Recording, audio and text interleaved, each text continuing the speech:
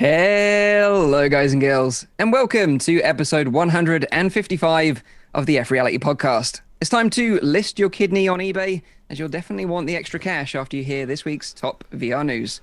We're going to be talking about Oculus halting sales of Oculus headsets in Germany. Mario Kart is coming to augmented reality in Mario Kart Live Home Circuit. Nvidia launches a new line of graphics cards, which will be great for PC VR. We're going to be talking about all things Rec Room with our special guest, Shawn Whiting. And finally, Zemma's got some new releases for you to look forward to next week. But now, let me introduce you to the team and find out what's been the highlight of the week this week. And also let us know what you played in the chat so we can read out some of your highlights too. First up, some say that since moving to Canada, this guy bathes in maple syrup every night to keep him sweet. It's Belgium's biggest export since the waffle. It's, of course, Rowdy VR. How you doing? Yeah, and after the fries, I'm right in between those two delicious things from Belgium. I'm right in there.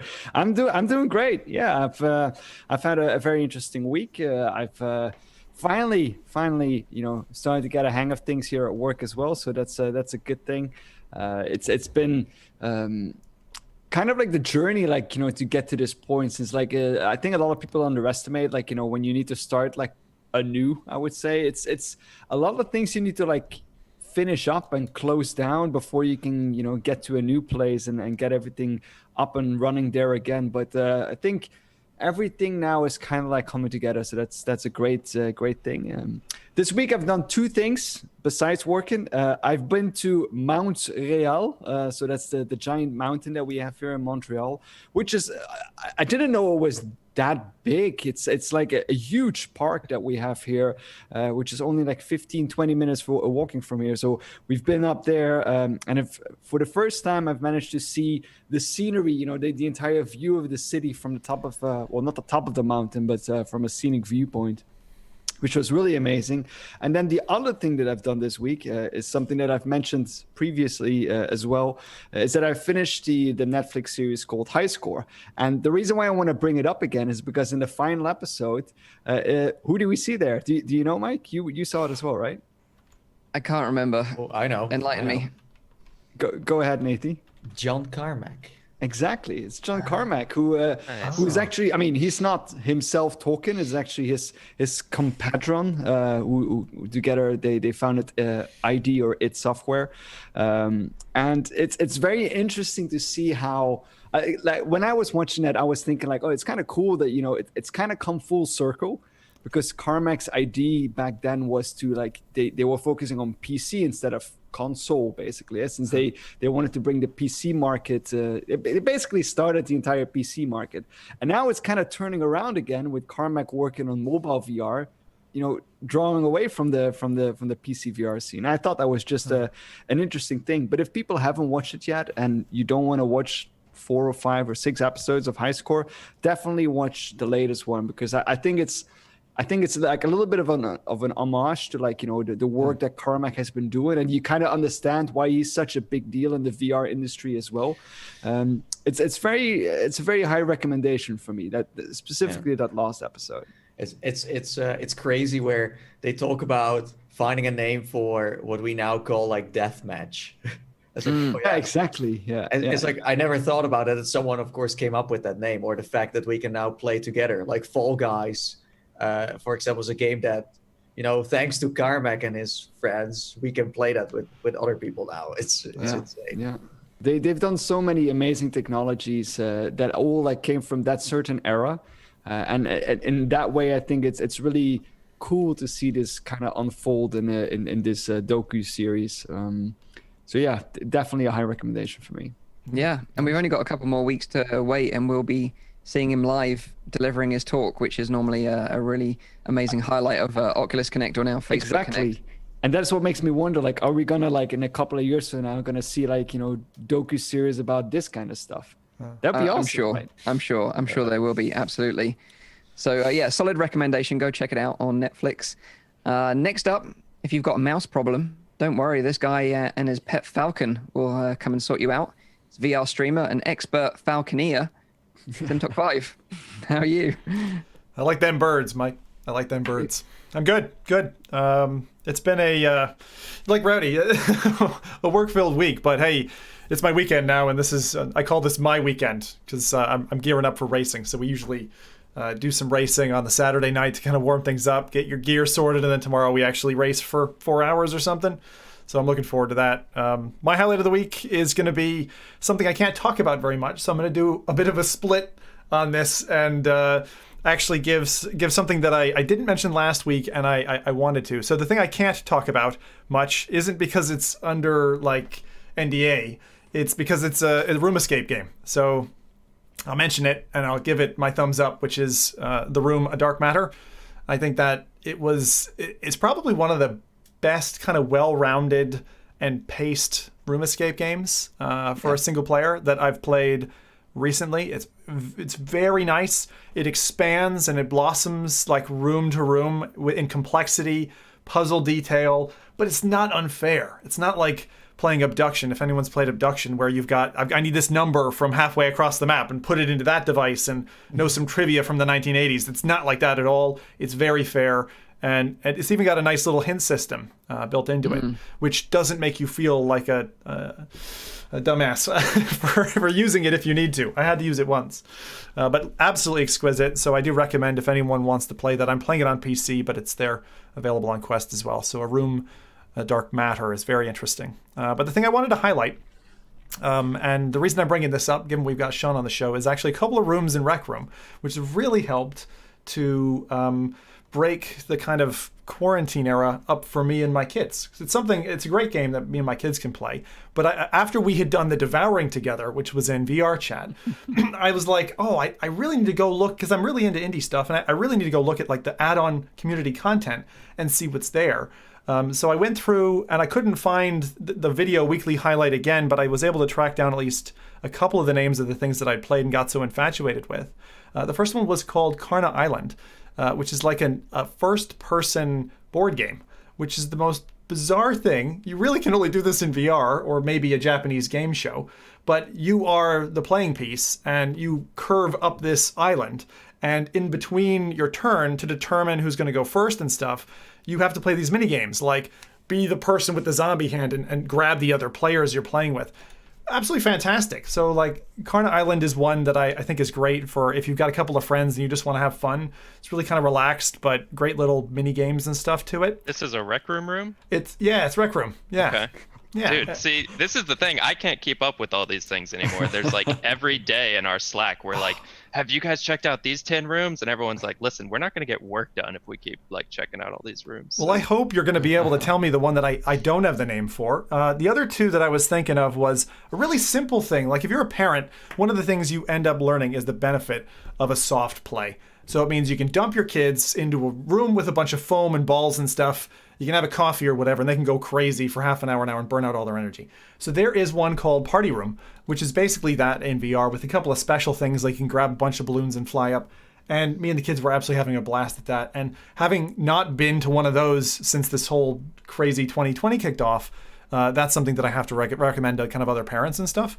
And then the third one, which I don't have a name for, was, I didn't even think this was possible, an incredibly intricate like zoo/boat journey ride that was done, yeah. where the boat is actually moving. It looks like an Indiana Jones setup. It's super intricate. It's awesome. And then you go on this ride where you see like animals, like whatever, a hippo in the water, monkeys hanging out. It's like going to the zoo, but in VR and with a party of people, like on moonlight. It's beautiful. And I didn't think that you could do something that engaging in Rec Room. So I don't know the name. I was hunting for the name, and maybe Shawn, you know it, but it sounds like the Jungle Cruise from Disneyland for some reason. It is. That's what it's based on. It is? Oh, What's wow. that called? It's the Lost something, or what is that called?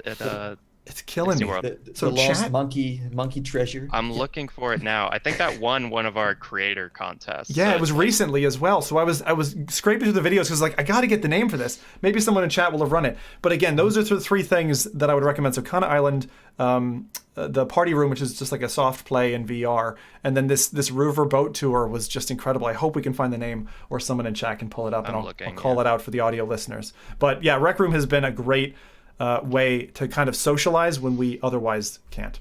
So I think it's called Lost River Delta. Is that right? Could be it. Something like that. Okay. Yeah, Lost River Delta possibly. There you go. Nice, But that was it nice. for my week. Yeah. It is. It's recommendation. Lost River Delta for all the Rec Room people that want to check this room out. It's really cool. Thank you, There you Shawn. go. Go check it out. Go check it out. This next guy is one of the lesser-known Marvel Avengers, keeping the Friesland safe. It's Nathy the Netherlander. How are you? The heck? That's my new superhero name for you. Natty the Netherlander. So what would be my superpowers? You know, they need to be Dutch or Frisian. You can you look got- at you something and blind- turn it into cheese. You blind people with your bleach blonde hair. Okay, that seems legit. And what would my house be? Where would I live in as a hero?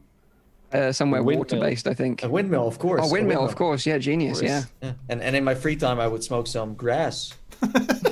Sure. I'd watch. If So you like. typical Dutch. On But, your bike, On my bike. saving yeah. people. Saving people. Wow, this is like I don't know if we have any Dutch superheroes. In the new Wonder Woman movie, there is a Frisian, model who's like one of the Amazonians. So yeah, that's kind of like a superhero in a way. You are scaring me, guys. You just put the idea in my head. We could have at some stage F.Reality action figures in a little. I was just thinking that Nathy was gonna suggest he should be an Amazonian, and I was like, wow, Nathy. Wow. Taking one for the team. I would love to visit that island sometimes though. But anyways, Okay. anyways. TMI, Nathy. Wow. Now the real Nathy, started Nathy speaking. exposed. Yeah. Nathy exposed. Bam. No, but yeah. So thanks, Mike, for the beautiful name. Really appreciate welcome. it. I thought it sounds like you thought about this for hours. I did. Always, like, hours ponder these intros. Oh, so overnight. my intro always takes the longest because I am the Of course. To be fair, like the Netherlander was kind of a spin-off Homelander because I've been watching The Boys Oh, season dude. 2. So that's Such kind of a where it came good from. show. I forgot see. that's out. Jesus, you need to watch that. So good. That's- oh. So good. So my highlight was actually the same as Rowdy, but he surprised me. So I'll just swing it towards Falcon Age on Quest because I do think that's worth highlighting since it's a hidden gem. I feel like on every store. It's now out on the Quest. It's basically a game in where you go on an adventure together with your pet Falcon, and along the way you have to work together to destroy the enemy who has taken your planet, and it's pretty cool because what you can do is you can not only let your Falcon scan the area for you from above and tell you if there's any loot nearby or if there are any enemies that you should look out for, but you can also point towards things that are interesting and the bird will just help you. So let's say there's a tree with apples in there, you can just point towards it and then the bird grabs one of the apples and brings it to you, and then you can put that apple into a pouch that you have, and inside that pouch you have different ingredients that you can then cook for your bird and boost up its health, its defense, its speed, etc. So there's more to it than just walking around and just having fun with your bird, but you can really boost it up. And you can also play with toys, so you have little skateboards or a soccer ball that you give to your Falcon, and then it does stuff with it. Wait. We got to man this up a second. Because you totally disappointed me in your segue there. You can also kill little rabbits with your dastardly little bird, and that has got to be the best part of the game. Yeah. No, it's true. Like, so when you have, because you have rabbits, like animals that you can use to basically like craft snacks for your bird, and when you then hunt those animals, you can do that while you team up with your Falcon. So your Falcon could just hold something hostage, and then you can just kill it together. So it's really like, it's a game where you have like a teamwork thing going on, and that's something you don't see in that many titles, where you have a sidekick in a way that is really cool to be playing with. Of course, you had like Asgard's Wrath in a way where you had a sidekick. A few others. I still think BioShock is the best sidekick ever, if you're talking about one. But it's an amazing game. It's a good part. It works really well. I thought the start looked really rough. I don't know why, but most Quest games look like they're in the mist. and it's like I can't even see where I'm going. But then when you get more and more into the game, where there is actually some daylight and some sun, then it starts looking way better. But it's a great title. I'm sure Zim, like the only downside it really has is that it's very short, and it's like 4 or 5 hours. Yeah, I'm really glad you touched on the introduction, because I think if this was like a Steam game, a lot of people would in the first like 15 minutes probably refund it, because I think the beginning is probably the weakest part of the game. But like it's short in comparison to some other longer VR titles. But if you played a game like BOGO, which also has a pet that you feed bits to and you can kind of get attached to, this is like a story. So in that light, it's a bit longer than like the BOGO experience was. Mm-hmm. Yeah. No, I think so. Yeah, the start is pretty slow, but I can totally recommend. Mike was hinting towards the fact that I also played Marvel Powers United. Again? Quest. No way, you did? Yeah, I did. I did. But playing it now, it's like it's so old school. Like the controllers were the CV1 controllers. Oh God. I couldn't find anyone to play with, but that was already a problem at the start, I feel like. I unlocked everything. I found out how no life I was playing this game. But I played the start, like the intro where you meet all the characters, and it made me realize once again how cool it would be to have an Avengers title, right? I played Iron Man. I know what that is like to have a full story. I just felt like, Sensru Games and Oculus, they had like this great license, and this is what they made out of it. I was like, it's like a brawler, but I don't know. What brought you back to that, Nathan? I'm really curious. Like that's an old cabinet game. It's very simple. So as you may know, Marvel's Avengers came out this week. So I'm uploading it because then people start watching mine too. So it's just a YouTube trick that I'm using. But still, I never covered the intro. Of everything I covered, never covered the intro. And the intro is actually the best part of it. It is pretty interesting, the intro. Yeah. So maybe not go back to Marvel Powers. No. Don't buy. You would recommend Falcon Age. Yes. And I also recommend you watching the video, though. It's a fun video. Oh, okay. Bit of a plug there as well. Nice. Yeah. Well, thanks for that. Next, we have our special guest this week. Welcome to the show, Shawn Whiting from Rec Thanks Room. for having me. Thank you for joining us. How have you been? And do you have any highlights that you want to share? Something you played recently? I've been good. Yeah, the weather in Seattle's been surprisingly nice recently. We've had some good, sunny 70s, 80-degree days. So that's been really, a good change from the normal Seattle weather. Can be kind of like gray, overcast, and whatever. So my mood's in a little better state than it normally is. And then what have I been doing recently? I started playing. I don't know why, but I got nostalgic and I started playing Longbow again. The Valve experience. What do they call it? The lab. So I've been going into the lab. Oh, that's amazing. And just getting competitive with myself on Longbow, because it really works your arms, man. It's like a 15-20 minute workout at a time. Yep. And then you're like, I can do better. And then you've done an hour and a half and you're sweating, and you wake up and your arm is so sore the next day, and it's like a decent workout, right? So I've been enjoying that. What do you else? generally play on the Valve Index, or do you use other headsets? Yeah, no, I got an Index, and it's just, goddamn, it's amazing. It's such a good headset. Nice. You're playing at, what is it, 144 hertz? I think I might have that. So it's just, especially stuff like Beat Saber or Pistol Whip or something. It's just the clarity, and I don't know if it's actually a higher field of view, but it feels like I'm seeing more, I feel more immersed, and that could be the frame rate of the hertz or whatever. But it's definitely got a slightly wider field of view than the other headsets. But I think it's the comfort for me is the biggest draw to the Index. It's just so comfortable to wear. I love it. It is. Yeah, I went to Valve to play Half-Life Alyx when they were doing the testing, and I was in that headset for 10 hours a day for 3 days straight. and it never Nice. really bothered me that much. Like, Nice. that's How a does testament. something like that come about? Like, you know, obviously we'll talk about a lot of stuff later on, but maybe you Yeah. can just talk briefly about like how does like an invite from Valve to play Half-Life Alyx before anyone else gets to play it? How does that come about? It's just a friend that I knew over there, and they were like, Okay. "Hey, we need testers. You want to do it?" And I was honestly like, "No, like I don't want to go over there for 3 hours, like for 3 full." He was like, "It's 3 full days," and I was like, "Man, this sounds like a slog." But I have a friend in town who's a huge Half-Life fan, and he was like, "You can bring a friend," and I was like, "Fuck, I got to do it with my buddy." Love it. Go over there, and he's like ecstatic, right? He's like, "Oh my god, I'm in Valve!" And like we both grew up playing like, you know, Team Fortress Classic, the early Counter-Strike, so it was cool for me too. You know, we're obviously like taking photos with all the like statues, and like there's a golden crowbar in the lobby, and it's just like all this cool stuff all over the wall. So I was happy once I got there. I was like, it's probably a good idea. But initially when it's like, hey, do you want to be in a VR headset for 10 to 12 hours a day for 3 days straight, I'm kind of like, god damn, I don't know. Again.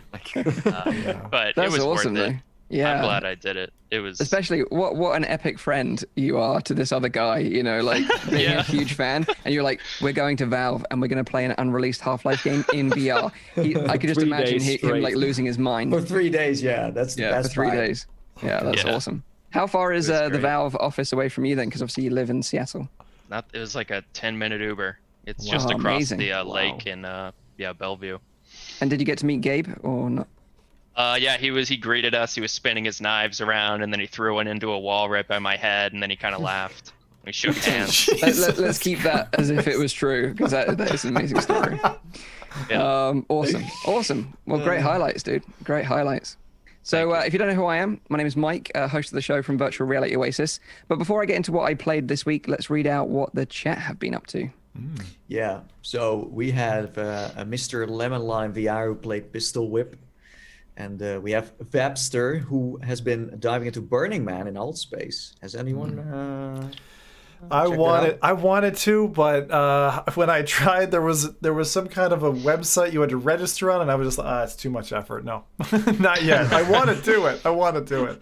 What is this an official Burning Man thing, or is this Yeah. like their version of Burning Man, or what? Special, yeah. Yeah, Oh, Kent really? was talking about it when he was on a couple weeks ago. So there's like 100 different little micro camps. It's crazy what they've done.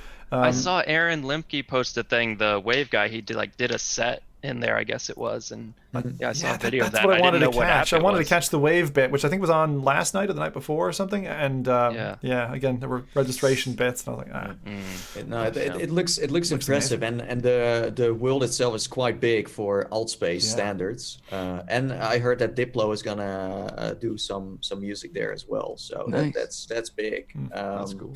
Yeah. Then we have Dave the Psycho, who had a fun week. He finished both Trover and Phantom. He played Pokemon VR and also Cookout plus Falcon Age. Wow, that's a lot. Played everything. Yeah, that's low. But Pokemon VR, where is that a side quest thing? Yeah, or what that's is a it? It side is, quest. yeah. I'm surprised he can still type this out. That he still has eyeballs. You know, it's a He's miracle. doing well. Then we We're have doing it at Max. 144 hertz. Oh, hey, That's that's it. That explains everything. Then we have Max Fernandez, who started making a map in Horizon, and he played a lot of Half-Life Alyx. Last but not least, Dark Angel has been playing Pistol Whip, Hyperdash, puzzling places, and a few paintball rounds in Shawn. Oh, Rec Room. Yes. Like tuned out for a second. I heard paintball, and it's like, what? Yeah. Gotcha.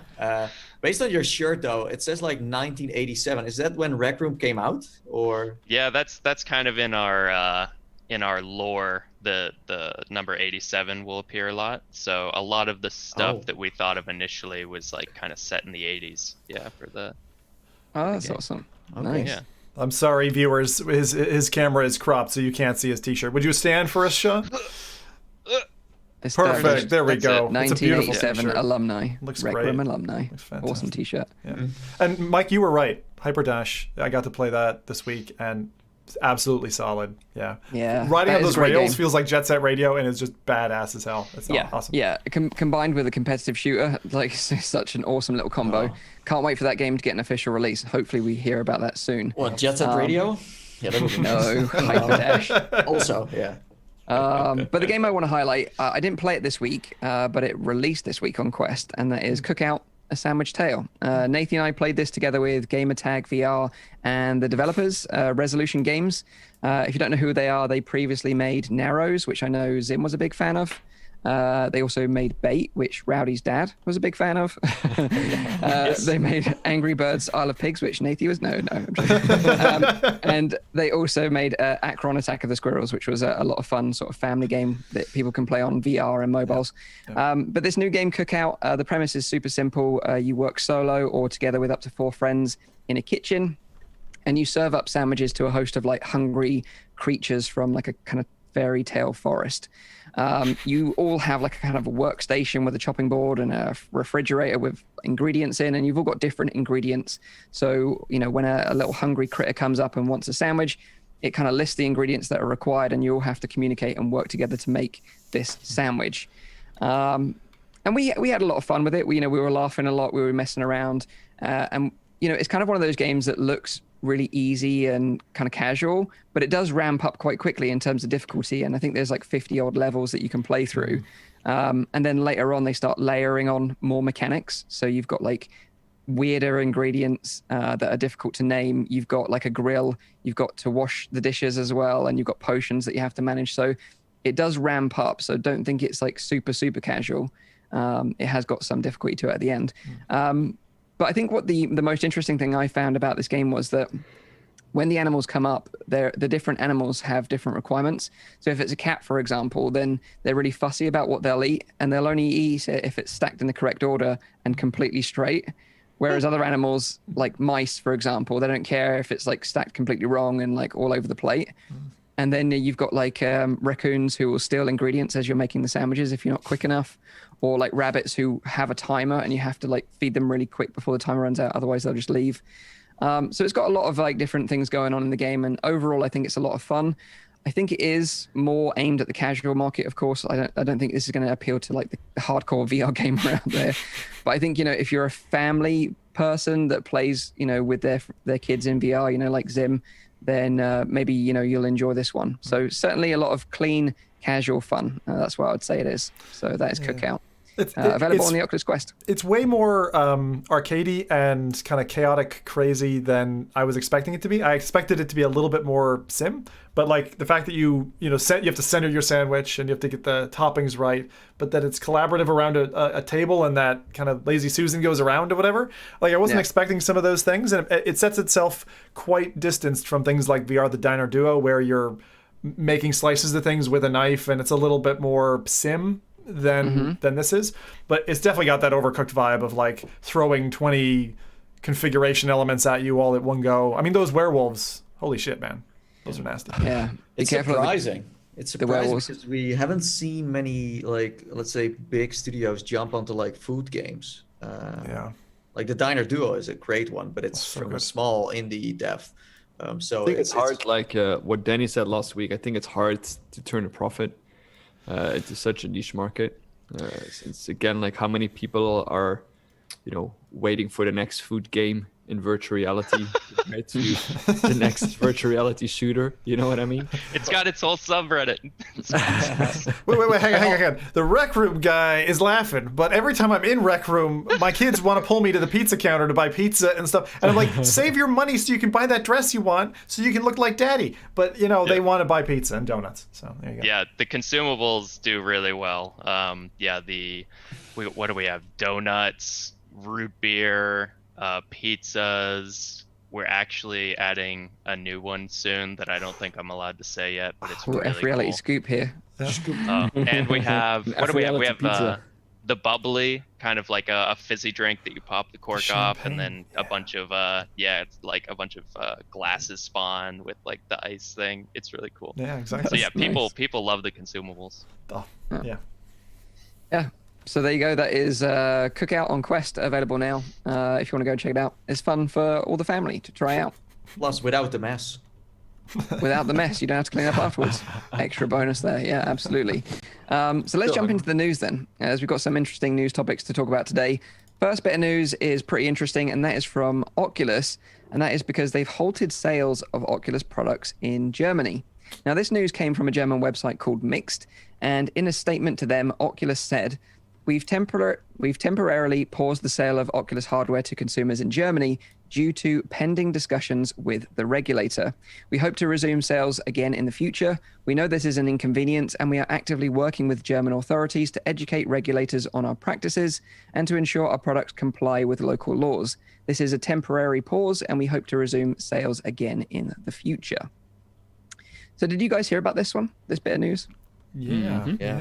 It reminded me of when I spoke about, Europe and their like take on the whole Facebook only account thing. And like the first sign from Europe where it's like, we're not so into what you're doing. Exactly. I don't know if it's specifically to do with the Facebook account, or maybe, Zim can probably comment a little bit on that because he's a little bit more into that kind of field in terms of law and regulation. But could it have to do as well with the kind of like monopoly position that Oculus is having, and the way that it's not I think it's not specific to Oculus. I think this is standard kind of EU regulatory landscape that, to be honest, it looks like Facebook maybe thought, we might get away with it, and if at worst case we're going to take a risk-based approach and we can pause or shut down sales if we have to. But like we saw this a couple of years ago, might even be 10 years ago now, when Windows used to ship with its operating system, Internet Explorer, and was kind of dominating that market space because they had that, and they forced them to give basically that as an option in modern day Windows. And that was a fight that Microsoft fought tooth and nail against. And I think you're going to see the same thing here, not just from Germany necessarily, but potentially other markets as they get a whiff of what Facebook's intentions are with this login. So it has to do with the operating system and the Facebook account then. So the way I would describe it, Rowdy, is I think you are on the money when it comes to kind of anti-monopoly, but it's rather you need to give the consumer the choice. They really don't like, in the regulatory landscape in Europe, the consumer to be forced to use a particular thing, especially if that choice is being taken away. They often blockade it with regulatory paperwork. What they're saying here is because they also spoke to another news outlet called Heiss. There was a German outlet called Heiss that reached out to the German authorities. It sounds awesome, Heiss. And they actually reached out to the Hamburg Commissioner for Data Protection and Freedom of Information. Hamburger Commissioner? I'm so sorry. I was like, what? Can I get that job, please?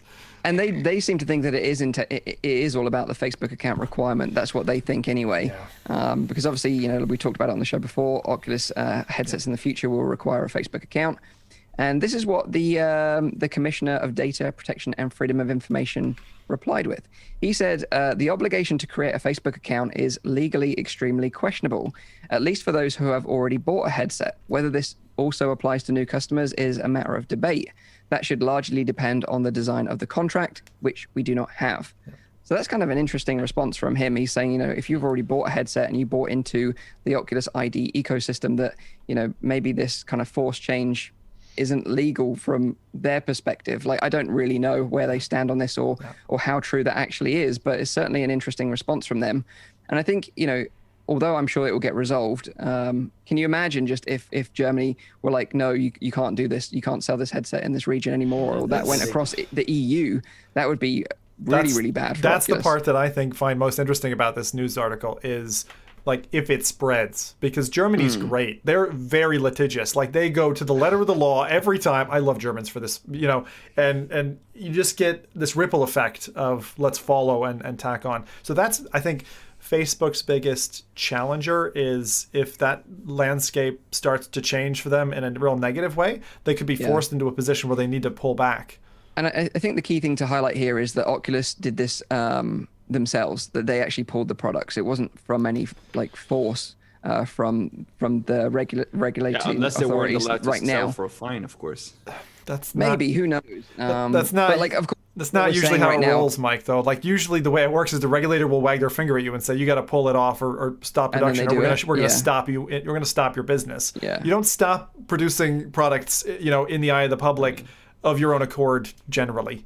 And Facebook is not known to be doing things proactively in that way. So I would suspect they had a finger wag at them behind closed doors. I have a feeling we're going to see more countries look into this. I think mine as well, like Netherlands, is very serious about this stuff. Same with the microtransactions. They're like forbidden here now. You can't gamble in video games. It's not impossible. Because they don't want kids to, So I think this is going to be interesting too. That's right. Side. They banned loot boxes in your game. And in Belgium as well. And otherwise you pay a fine every month. That's also possible. How? Yeah. Ouch. Jeez, yeah. So Oculus also did a little update. They said that, if you're already an Oculus device owner and you happen to live in Germany, you can continue to use it, and they'll still be offering access to the Oculus Store for existing account holders. It's just new customers. But of course, we're on the verge of a new product release anyway, potentially. So, whether this will hurt them long term, who actually knows? And hopefully, from their point of view, they'll get this resolved before this new headset is announced or released. The funny effect of something like this, just like with back in the day, banned books. Recently I heard from my wife that in South Africa they banned alcohol and cigarettes, and the thing is, people tend to go, although it's awkward, it tends to kind of elevate it to some extent. It's like, ooh, it's the thing I can't have. And so they'll import it into, France and get it across the border that way. You know what I mean? Like, it does sometimes have the opposite effect. Like they proved that was the case with, I think, cigarettes and the horrific pictures on the boxes that we have here in the EU. I say here in the EU, but I'm going to have a tear roll down my cheek right there. See, I'm in the UK. I think it'll be interesting to see, like if they've got enough power to change things, like if they'll actually change the policy, but I highly doubt it at this point. It's only when entire Europe would say, listen, we don't want this. But if it's only Germany, they're going to be like, okay, well, it's your problem. And then the Germans go to the border to buy one. Is, like, how would they go around this? Because I don't think they're going to just leave it at this. Like, could they argue, for example, that, a Facebook account is only required for Oculus games and that you can still use it on the Steam store? But I think you could probably do that. I think you could probably do that anyway with the headset. I think you could probably do that anyway with the headset. It's only going to be like online functionality, pretty much, that they said but that you'll need a Facebook account for in the future. But if you're saying it's a regulatory affair and it's the requirement to have a Facebook account, the requirement for the Facebook account is only to use your Oculus account, right? You don't need to have a Facebook account in order to activate it on the Steam store. So I mean, I'm not saying that it's good or bad, but I'm just wondering if that is the counter argument that they're going to make. Oh, but you don't need the Facebook account. You only need the Facebook account in order to access our store. And I'm wondering if that is the route that they're going to take. This is spawning a question in my mind for Shawn, which is, I assume that once you're part of a platform like Rec Room being available, on Oculus Home, that you kind of are shielded from the regulatory landscape of entering a country. In other words, you don't have to worry about rolling out Rec Room into Australia and what laws that they have to comply with. Is that right? Or have you come across any landscape which is kind of really weird and specific to a country? Like you had to change something, couldn't have a cleaver because, China doesn't like cleavers. And like, how does that work? I've never known us to have to deal with it for Oculus stuff. Yeah. For Sony, we've definitely, on PS4, we've definitely rolled out into different regions, and there's been different requirements. Sony is they're just kind of a monster of an organization, and it's like, hey, what are the requirements for this? And they're like, oh no, you need to talk to Sony Europe, who will route you into like Sony Asia, and you'll then and their documentation's all over the place. So Sony, we've dealt with that. I can't think that we've really had to deal with it for like Steam or Oculus or iOS. Yeah, thanks. Yeah. Okay. So yeah, we don't know for sure what the region is, but of course we all think that it's about this Facebook account requirement. But yeah, you can continue to use your headset if you're a current Oculus user. Yeah. But of course this will fold out over the coming weeks, and we'll let you know what the score is. It's nice at least that here in Europe, people question stuff and also discuss things that get rolled out, and you can't just do it out of nowhere. I think that's good, because then you at least have a certain kind of feeling of like, okay, people are aware of new products and how people access them. So I think that's the plus point of living in Europe. Yeah. And also people say we should not downplay Germany, because there are a lot of German gamers, loads. If you jump into an online game, they're always Germans. It's probably the biggest European market, right? For sure. And they're not, the thing is, this is not new either. Like, there's been plenty of news bits over the last 10, 20 years where Germany said no to certain aspects of games. Brutality. I think Left 4 Dead even had bits stripped out of it, if I'm not mistaken. Some of the gore or the color of the gore. Wolfenstein. Wolfenstein. Yeah, of course. Yeah. I mean, there's loads of stuff that they're sensitive about, but they're not the only market that's like that. There are some South African markets. Australia is another example. A lot of the Asian countries have very specific rules, so this is just part about rolling a product to the globe. It's for sure. If it gets banned in my country, I need to move for my work. Yeah, you will. Where should I go? I should come to the UK, or you should. Yeah, or we'll welcome you here. Okay. And then you have to change your superhero name to something else. Wait, so I can live with you? Not with me. No. No. Oh. No, you're not welcome at mine. Not on your couch. No? Not one night. Next, Till I find one night. Please don't say one night. Can we move? We gotta move topics. One night. Okay, nice. So also, whilst also talking about Oculus, it seems that some retailers are no longer listing the Oculus Quest for sale anymore. And this isn't just Germany, this is across the board. As we know, Facebook Connect is just a couple of weeks away now, and it could just be that they're phasing out the original Quest to be completely replaced by the new product. Of course, we don't know for sure, but that's the speculation right now. Of course, if you want to know for sure, make sure you tune in to Facebook Connect on the 16th of September.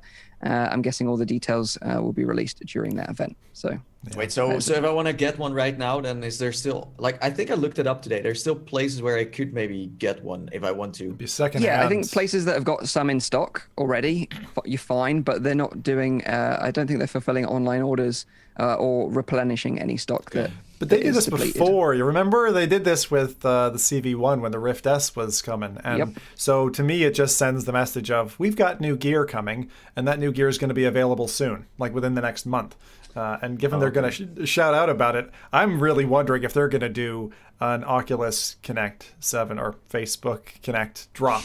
Like, is their new product going to blend the PC and mobile markets in this new headset, and they're just going to have the product and it's going to be out and you can buy it. I mean, we've had all these rumors and images. You think it's going to be out like on the day? I think it could be out within the month. Yeah. That would be it does make sense, because if you discontinue it and people still want to buy, like you don't want to have a long time window, because then you're losing on the moment of people getting. And we're in the perfect Christmas, right? Yeah, we're in the perfect launch window for Christmas. Like, they've already done the leaks to get everyone hyped. All they need to do is fuse their two markets, like PC VR and mobile VR, together in a comfortable headset for not very much money. We've already had the thought about the two models. It just makes total sense. So I'm totally now expecting an announcement of a new headset and for it to come out in less than a month. Yeah. And then sell for half the price around Christmas. I don't think they'd cut it that far. I don't think they'd cut it that far. Another like 50% off. No, they're probably already losing money on whatever price they set. So imagine if they would do that. Amazing. The cheapest Quest I can get right now on Amazon in Seattle is $582, and that's the 64 gigabyte version. Is that just because of demand? The 128, I'm at $650. It must be like. People I was are not paying that. I don't believe that. Probably not. Yeah, they are. I've been doing a lot of selling on eBay, and like Quests are going for a lot of money. Again, it's because people are stuck. A lot of people are stuck at home looking for entertainment, hearing about this device. But maybe it's just because we live in the VR bubble. But like, why are anyone buying headsets right now when we're on the verge of like a big event? Do you know what I mean? People don't realize. People do not know about Connect. It's the same with GPUs. It's same with GPUs. Like, you throw a GPU on there right now, there's always someone who doesn't know anything, and it's kind of like. Yeah, I guess so. I don't know. Yeah. Okay. Well, that was the news about Oculus pulling their products out of Germany for now, but we'll keep you updated on that in the future and what the deal is with that. The next bit of news comes from Nvidia, of course, talking about GPUs, as they announced their new line of RTX 30 series graphics cards this week. And the new cards, they all use support ray tracing, and they all use a new Ampere architecture. So I'm going to run through the three new cards, starting at the cheapest first and sort of work our way up to the big daddy. So first up is the RTX 3070. Got 5,888 CUDA cores, if that means anything to you. It's got 8 gigabytes of memory, and it's at $499 or 469 British pounds. It's going to be available in October. And the thing is with this little beast is that it outperforms the current RTX 2080 Ti in some tests and costs just $499. So that's half the price of the RTX 2080 Ti. I still want to see the benchmarks, though. I still want to see them. Well, they've shared the benchmarks, but in some benchmarks. tests, Yeah, exactly. Their benchmarks. I think even if you can get close to that performance at half the price, like that's significant. I think it's again like a huge graphical leap, but I ain't running to like eBay in order to sell my 2080 Ti so I can buy this card. Well, let's be honest about it. You need to get a motherboard first and everything. Here, Rowdy. Zing! I just need a CPU. And some ointment for that burn. Yeah. For one moment, it's whatever. I'll just shut up. Rowdy, don't be a disgrace to the PC Master Race, please. Yeah. So that is the 3070. It looks like it's going to be a great card, and obviously the low end on the new 30 series. Yeah, whatever. Go to the next one, please. Next one is the RTX 3080. This has got 8,704 CUDA cores, 10 gigabytes of memory. It's going to be $699 in US dollars, $649 in British pounds, and that's going to be available from the 17th of September. So not long to wait if you're interested in that one.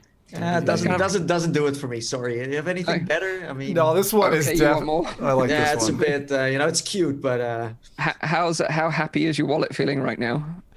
Well, still fine until you're going to tell me about the next one. Yeah, it's going to cry. Okay, ready for this? This is the big daddy. The RTX 3090, 10,496 CUDA cores, 24 gigabytes of memory.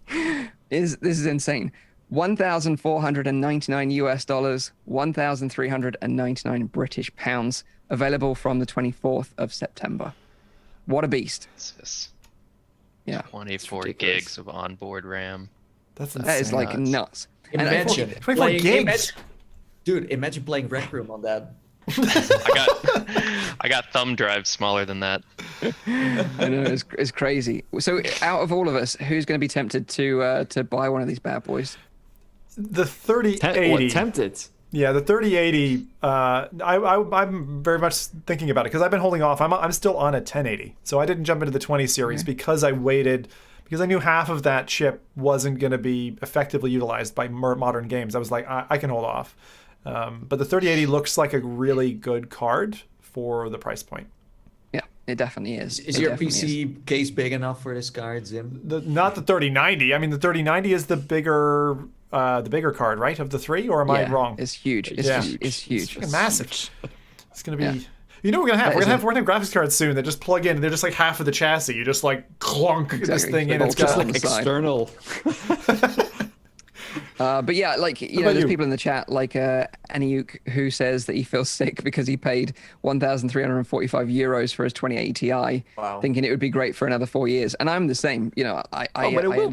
It will be. Isn't that Anne? Come on, you can't look at it now and it be your favorite child. You've got like a better looking kid, on the shop there. So better looking kids. Never been a dad. You can't be doing that. Picking favorites. That's why I don't have kids. Unbelievable, Mike. You got to trade it in. You'd be swapping your kids for better looking models. Have you talked to your wife recently? Yeah, exactly. Yeah, certainly from my perspective, I'm super tempted with the Big Daddy. Only because I love having just like the high end stuff. The only thing that really puts me off, and it's not necessarily the price, even though it is eye watering. It's because it looks like a hoverboard. No. It's the water cooler. Okay. It's the water cooler. I knew it. Yeah, definitely.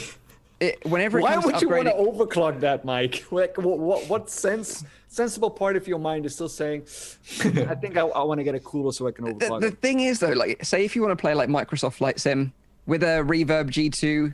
Ultra settings. This is the only card you're going to be able to do it with. realistically. I want to flick to a cut from. Do you remember that sequence where the lady in Jurassic Park, the arm touches her on her shoulder and all that stuff, and then she's trying to get the power back on? There's that giant switch. I can just imagine the RTX on button, and he just switches it on, and all the power goes out in his house, but it's just streaming pixels at him, and he's like, whoa! And there's ray tracing everywhere, and it fucking looks great. Just think about it. It's almost winter. You don't need to have anything on with this card. You can just dude, seriously, I heat up this place with my computer. I'm not kidding. That's how I do it. The whole house. Dude. I feel you. House. Yeah. But yeah, so getting back to the cards, they all feature a single HDMI 2.1 port and 3 display 1.4 port. One disappointing thing USB-C? No. Well, that's what I was getting onto.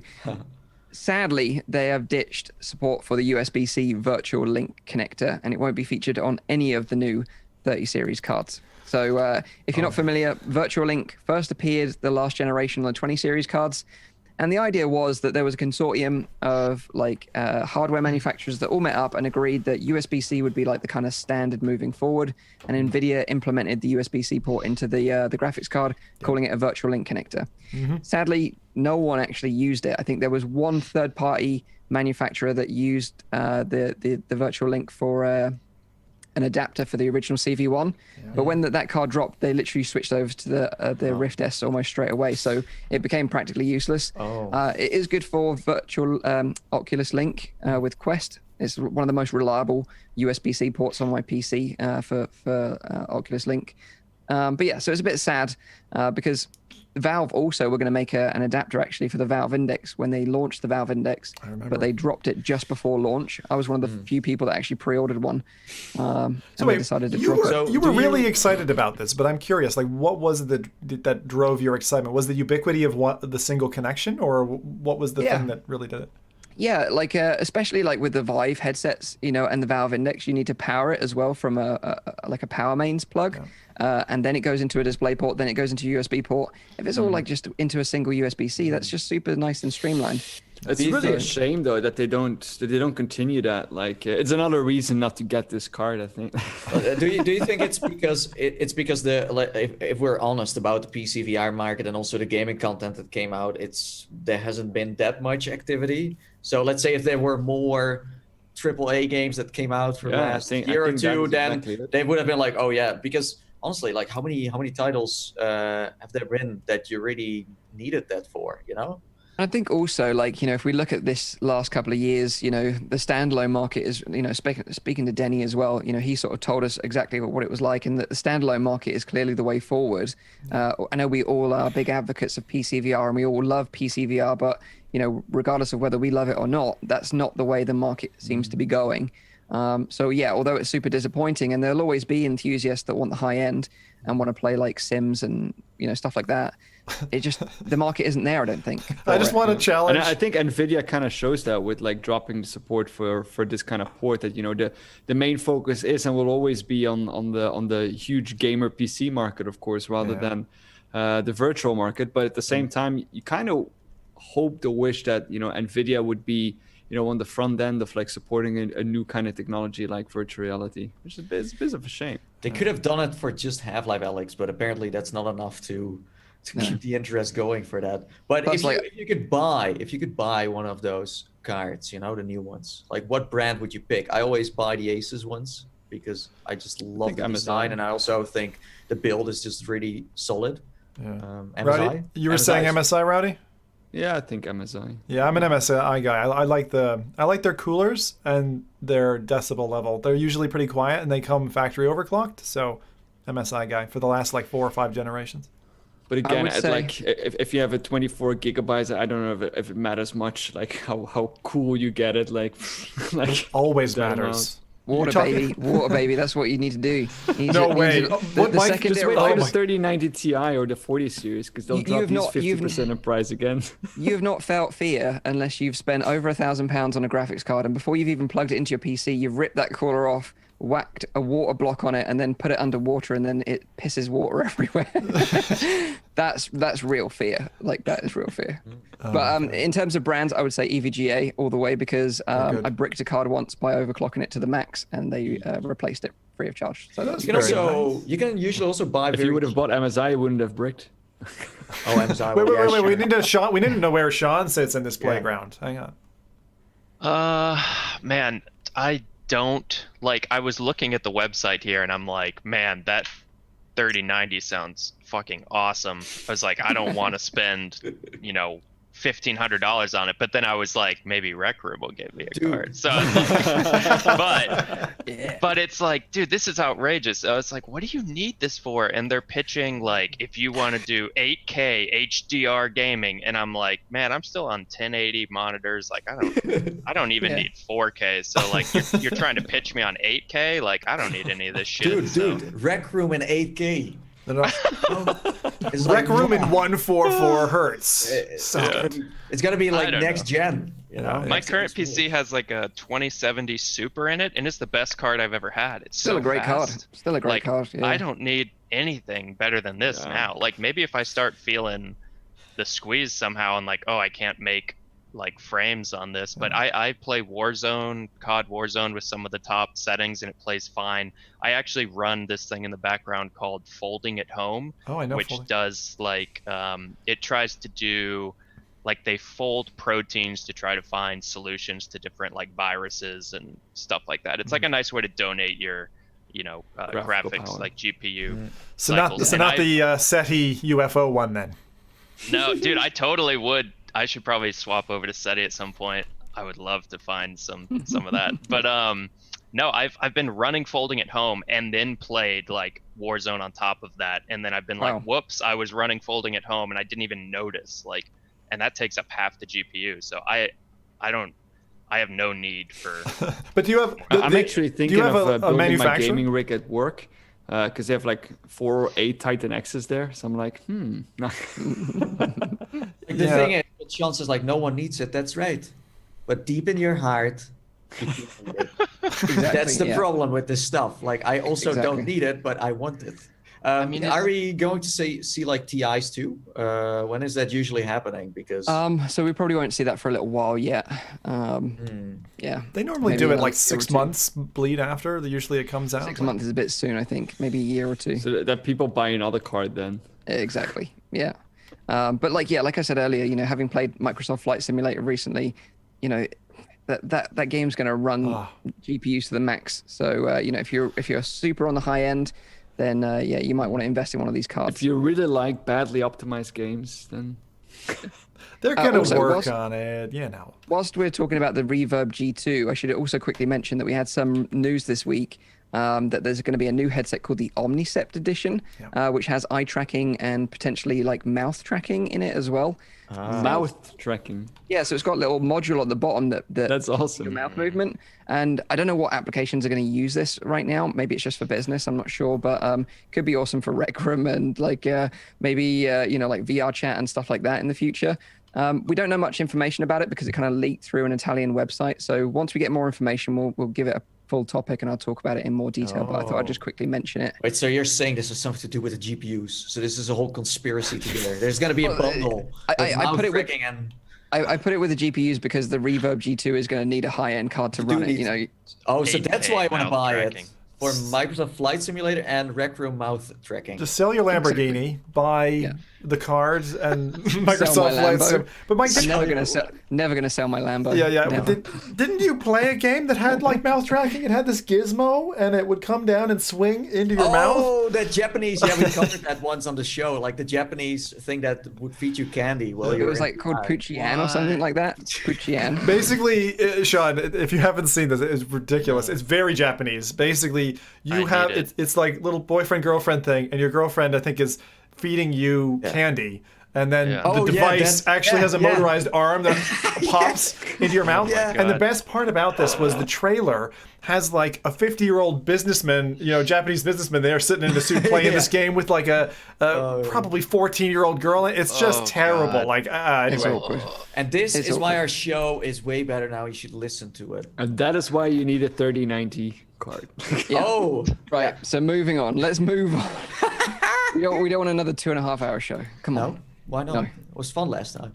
Okay. Let's try. Let's at least try. Try. Last bit of news this week is about some augmented reality news, actually. And it's been a while since we've had some really exciting AR news in this space. And this is something totally awesome, actually. And this is Mario Kart Live Home Circuit. So this was announced this week, and it looks totally awesome. This is a kit from Nintendo that is essentially a remote control little kart with Mario or Luigi in it. The kart's also got a built-in camera at the back, and you can control this kart and view from the camera live using your Nintendo Switch. So basically, any room in your house, if you've got enough space, you can turn it into a full Mario Kart circuit, basically, which is totally awesome. The kit is going to contain the kart itself, 4 little gates, and 2 arrow markers and a USB charging cable. And basically, what you do is you set up the gates in your room, lay them out in a little circuit, and then you run the game. You drive the circuit slowly, and in the game it actually looks like you're painting the circuit on the floor, and you can create any shape you want as long as you go through the gates, and then it saves it, and then you can actually play it with AI controlled Koopalings, or up to 4 other up to 4 players in total playing with live karts together in 8 Grand Prix It's cups. insane. No, it's amazing. It's like, I love AR, and I love what Nintendo's been doing. Like, they first went Labo, right? And they showed us what Labo could do. Then they VRified Labo. Now they're ARifying basically Labo, because those are Labo stands, essentially. And the beauty of this, I don't know if you guys were like me when a kid, when you built your own, like, racetrack, like, how good that feels that you could customize it, change it up, like, just play as you want. And now you can do that with, like, AR, provided you have a wood floor. I don't know how well this is going to do on carpet, because we've got carpet, and I'm looking at this going, oh no, that little Mario is going to have dog hair in it and all this kind of stuff. But the idea, the concept looks great. And what appears to be the case in the camera that's over Mario's head on the cart is that, like, they overlay the physical car. So you like a GoPro attached to the little RC car. You're looking out that view, but it looks like they're overlaying the actual cart with whatever character you've chosen. Mm-hmm. I don't know if you're forced to just Mario and Luigi, but I bet you can do any Mario Kart character. And then you've got the red shells and stuff going, all the AR overlay. That's very cool. And you're doing this on Switch. The thing I was wondering when I saw it was, can you actually do that over the internet? Because that would be even more awesome. That you could, for example, try a racetrack at someone else's place. Because I think it's like you remember that thing that you tried with the Isotopium Chernobyl kind of thing? Yeah, it's just like Isotopium. Something Chernobyl. like that, where like people have these awesome tracks. For example, you can book a slot online and you could try that track out with their setup, with their cards. I think something like that would be epic. Oh, you were referring to the Chernobyl thing? The Chernobyl experience where you could... For those who don't we know, can have Mario Kart in Chernobyl and then just plug in live together. I just want to be clear, just not to confuse anyone. You can't actually do this. No. Is it not over the internet at all? No. It's local only. It's local. Of course, it's a Nintendo product. Locally. The other thing is the communication. Think about it. You're communicating between your Switch as the controller, right? Yeah. The camera in the car. There's got to be a maximum distance. Do you know if this is Bluetooth-based technology? Because if it is, it then would be Bluetooth-based. It's got a range of 100 feet. So it means that basically, you probably can't play upstairs. It locally with 4 actual live karts, you would need 4 friends, 4 karts, 4 switches. They're gonna have friends as well. Yeah. Damn it! You're out of luck, Rowdy. Like don't forget, they're gonna make loads of money of this because you can now sell like amiibos in like physical form that can drive. So usually you buy Mario Kart 8 and you have the cards. There's only 2 editions. There's one Mario one and one Luigi But one. for now, exactly. Yeah, but like usually you buy the game for like $60 and you get all the characters, and now you have to buy all these plastic toys and then you can drive with them. But not even just that. Like, I think you're totally right there, Nathan, that they can add to this. They can augment this experience. They can augment the augmented reality experience by digital assets. Like, what if you could do unlockables or things like that? They could literally patch this if it does well. They could also, as you said, and Nintendo loves doing this, like special editions of the carts, right? You could have a gold version of a Mario, something selling for Splatoon with a Splatoon character. All that kind of stuff is possible, and Nintendo likes to do that when it sells. And I think this is going to be pretty neat. This is going to be pretty neat. Hopefully they don't turn it into like the mobile version of Mario Kart, because then we have to spend some real monies on the screen. Yeah, that's true, actually. But like you touched on, Zim, actually, the power-ups in game actually affect the real-life kart. So if you have if Really? you use it, if you use a so mushroom in the cool. game, it actually boosts It your gets real life car. faster? Yeah, it gets Yeah. faster. So they've got And- like a Also, you governor can on it, stop like it. most of the time, like slowing it down or like Exactly. keeping it below max speed. Wait, and Exactly, it also yeah. poops out bananas. No, but if you get hit with a red shell, it does actually come to a Dude, stop. like imagine there's like an actual like bullet bill flying through your house. That's cool. Brilliant. So I just realized I was playing with these yesterday. What? I went to our office, and then someone there was like, "Hey, we've got these new like Nintendo-based cars," and I was like, "What the hell are these?" They didn't seem to know that it was anything to do with an AR thing, and we just started racing them around the office, and we have like some sort of like hardwood floor, like a hard floor, and they have really good drift. Like if you make a turn, they'll kind of like No way. they'll kind of Oh, like go into it. great. Oh, it was crazy. It handles so differently than any other like remote control car I ever had growing up. It's just like they've got the right texture on the wheels that we set up 2 trash cans and we did like a circuit and we were racing them, and you could just whip it around the trash can. And So wait, it's how are you like- controlling them? How are you controlling the cars? you've got a little handheld controller that's got like So that would have been, AA battery although or probably something. similar, it would have been not this, because this is only Yeah. controllable using a Switch. But Oh, okay. Yeah, it it's would- exactly what you're describing though. There's one Mario one, there's one Luigi one. yeah, Like I'm sure that what they've done is they've probably used an existing model that they already sell as a remote control car and then adapt it to this new experience. Yeah. okay. It's like, well, I think they've had those on them. I think I remember seeing them on the store shelves of like a Best Buy or something. Yeah, like a remote Last I control was at, Mario yeah, Kart, because yeah. I think Yeah. they've done that, but it's Oh, interesting okay, I to thought see. this plugged into that experience. I was like, oh shit, that's cool. But yeah, it But makes Mike's, sense that it Mike's wouldn't. probably right. They're probably just repurposing an existing mechanism that they're getting manufactured in China. So I'm excited for this. I love that Nintendo keeps doing its Nintendo thing. Like does Absolutely. something weird. Does it? It's not guaranteed to do well, but they just do it. I love pushy indie stuff from big corporations. Love it. It's So, great. I love their whole ethos. You're totally right. The chat is asking about Labo VR support. No, it's not been announced. How No. would that even work? Yeah. Make you sick. Just the First-person standard, view? the standard one, the cardboard one, and then just. The problem is you need the Joy-Cons slotted into it, don't you? Still at the same So you're time. gonna play like this. Basically, you won't be playing it. We're using a Labo, sadly. The funny thing Sadly. is, Mike, you were talking about the price. Like, if you are a 4 or 5 member family, right? The amount of switches that you need, the amount of carts you need, at about £100 each, right? Like, Yeah. the price in total is like a 3090. Yeah, yeah. Although I thought the price was actually pretty reasonable, and there's 2 editions of the kit. You either buy the Mario one or the Luigi one. Both cost $99 or 99 British pounds, and they're going to be releasing fairly soon on the 16th of October. And I think this is going to be a pretty good gift for the holidays.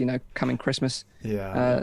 Just around the corner. It's also so- reasonable comparing to Labo, because Labo sold for, I think it was like 70 to 85 pounds. It was pretty expensive for, I mean, to be honest, it's the software plus the cardboard that you're getting and the whole experience. So I understand, but I agree with you that the price isn't extortionate. No. The thing with Labo was it just took ages to build those things. It took me so many hours to build them Wasn't all. that part of the fun of it? It would have been if I spaced it out, but I wanted to get it done for a video, so I literally sat there and made cardboard for a whole day. People came over to my house to say like, "Hey, did you already do all of them?" And they just came here to help. And there were like 3 random people that just came and they're like, "Oh, hey, awesome! Let's make this canon." The Navy Shouldn't basically let random recruited people kids into from your the house. neighborhood, so yeah. Oh, kids. Stuff Hey for- guys, you want to make $10? $10? You want Yeah. some candy? Yeah, come here, build my Labo. Just come here for 3 days and just build the game with me. You want a shout out in my Just video? like Valve. Come. So there you go. That is Mario Kart Live Home genius. Circuit AR coming out on the 16th of October. But I think it looks totally awesome. Probably the most exciting AR thing I've seen in a long time. Okay, wait. So you're saying we need a Quest 2, we need a 3090, we need a Mario Kart AR game. Yep. Woo. Oh, and So it what will else? have HP Sponsorships on Reverb this G2 as well. episode. Oh yeah, Let- HP let me- for G2. Let me see how much chat donations we've had. I think we're almost at the 3090 there. So okay, we'll make it. This is why I said you'll have to sell a kidney at the beginning of the show, because it is actually true. A kidney is way too cheap for this stuff. I'm afraid. A lung? You can live with one lung, right? Yeah, that's true. Yeah. And then Oculus are For going to possibly announce a headset. Make it cheap, Oculus, please. Thank you. Sorry, Facebook. There you go. But that is all the news this week. So now it's time for a hot topic, and we're going to talk to our special guest, of course, Shawn Whiting, who's been chipping in throughout the whole show. And I think, we should start with you like we start with most of our guests on the show just recently, how you sort of got into VR. What was the sort of beginning road look like? When was you sort of convinced on the VR technology, and kind of what led you up into getting into Rec Room? Yeah, so I've always been a huge gamer, and I was working in film. And I remember me and all my gaming nerd friends were sitting around like playing something at a LAN party, and then I remember this, we were at a LAN party, and then someone pulls up the Oculus Kickstarter, and they were like, look at this crazy bullshit, like a VR headset, this is fucking ridiculous. And then we saw like Gabe Newell in the video, we were like, wait a minute, is this fucking real? Like, what is this? And I just remember being so skeptical. I was like, no fucking way, what are they talking about? And it disappeared for like a few months, and then eventually someone in my little hometown got one, and me and Hayden, my partner that we started Converge with, one of the like really early virtual worlds, we just started hacking on stuff. We were like, man, this is incredible. I think we started playing like Dread Halls or something, and we were like, oh my god, this is like the next. I was like, this is the future of all media, right? As a film person, I was like, yo, fuck VR as a story, or fuck like film as a storytelling device. Like, I want to tell stories in VR. Like, I just want to know what this new medium can do. It's like a totally fresh like place to explore. So yeah, Hayden and I just started hacking on stuff, and we immediately found that the most compelling thing for us was like networking it so that I could see his headset and he could see mine, and we could voice chat. And we were like, dude, there's something there. So we just started working on this really early, crude looking virtual world called Converge, where you're just a floating head, because that's all we had, right? Like for the DK1, we didn't even have positional tracking, so it was just like nods and this, and like that's it. You didn't even have like forward and backward. And was Converge like one of the experiences that was on Oculus Share or something like that? Dude. Yeah. Nice. We were so hyped. We got to like the top of Oculus Share, and we were like, we're the best. We're the fucking biggest VR thing in the world. Nice. And for people that don't know, like Oculus Share was like the really early days of like what SideQuest is now. Essentially, it was like a place for indies to launch experimental stuff for other people to check out, give feedback on. And it was all free, right? From what I remember. Yeah, everything was free. It was just like a come grab some new shit, like VR hub, right? So it's where you would get everything, I think. Besides, maybe some people would throw builds up on like Reddit and you would download them there, but most stuff was up on Share. Yeah. Share was And great. Converge was like, it's basically what big screen is nowadays, where you could hang out with people and then watch movies and stuff. But I remember it most from meeting with people from the community, but also taking selfies. And when Oculus Connect was happening, people watched it there. There was no other place you could really watch it besides you guys streaming it in Converge. Yeah, we had a movie theater space. It was all outdoors because I was a huge like Lord of the Rings fan, so I designed the whole exterior space to be in like a magical forest with campfires, which actually kind of became like a social VR meme. Like you see the campfire everywhere now, right? Like I feel like we were one of the first people to do that, because I was like, man, I go camping a lot. It's like such a natural way to group people up. You see a fire, you come up to it, you have a conversation. It's just like deep in the human psyche to be like, a campfire is this social like attraction space. So I was proud that I feel like we like hit on that first, and then we've seen a bunch of other people run with it. Yeah, so Converge was fun. So from Converge, like, were you expecting to get like funding or like traction to get like support from manufacturer maybe, or devs to push something else, or what was the plan from there? Yeah, we were looking into raising a bunch of money. We did get some money and go through Y Combinator, which is one of the big startup accelerators in San Francisco. So we did go through that, which was a great experience. They really know their shit when it comes to building a company.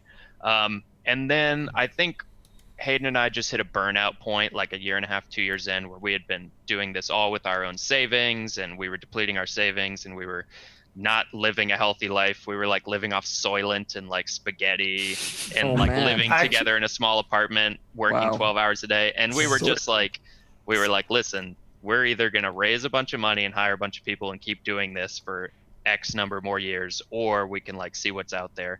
And we both got really good jobs out of the project. Like Hayden went to big screen and I went to Pluto VR for a while. And we thought that was a good outcome. And it was a hell of a journey. Like we built a really nice community out of it.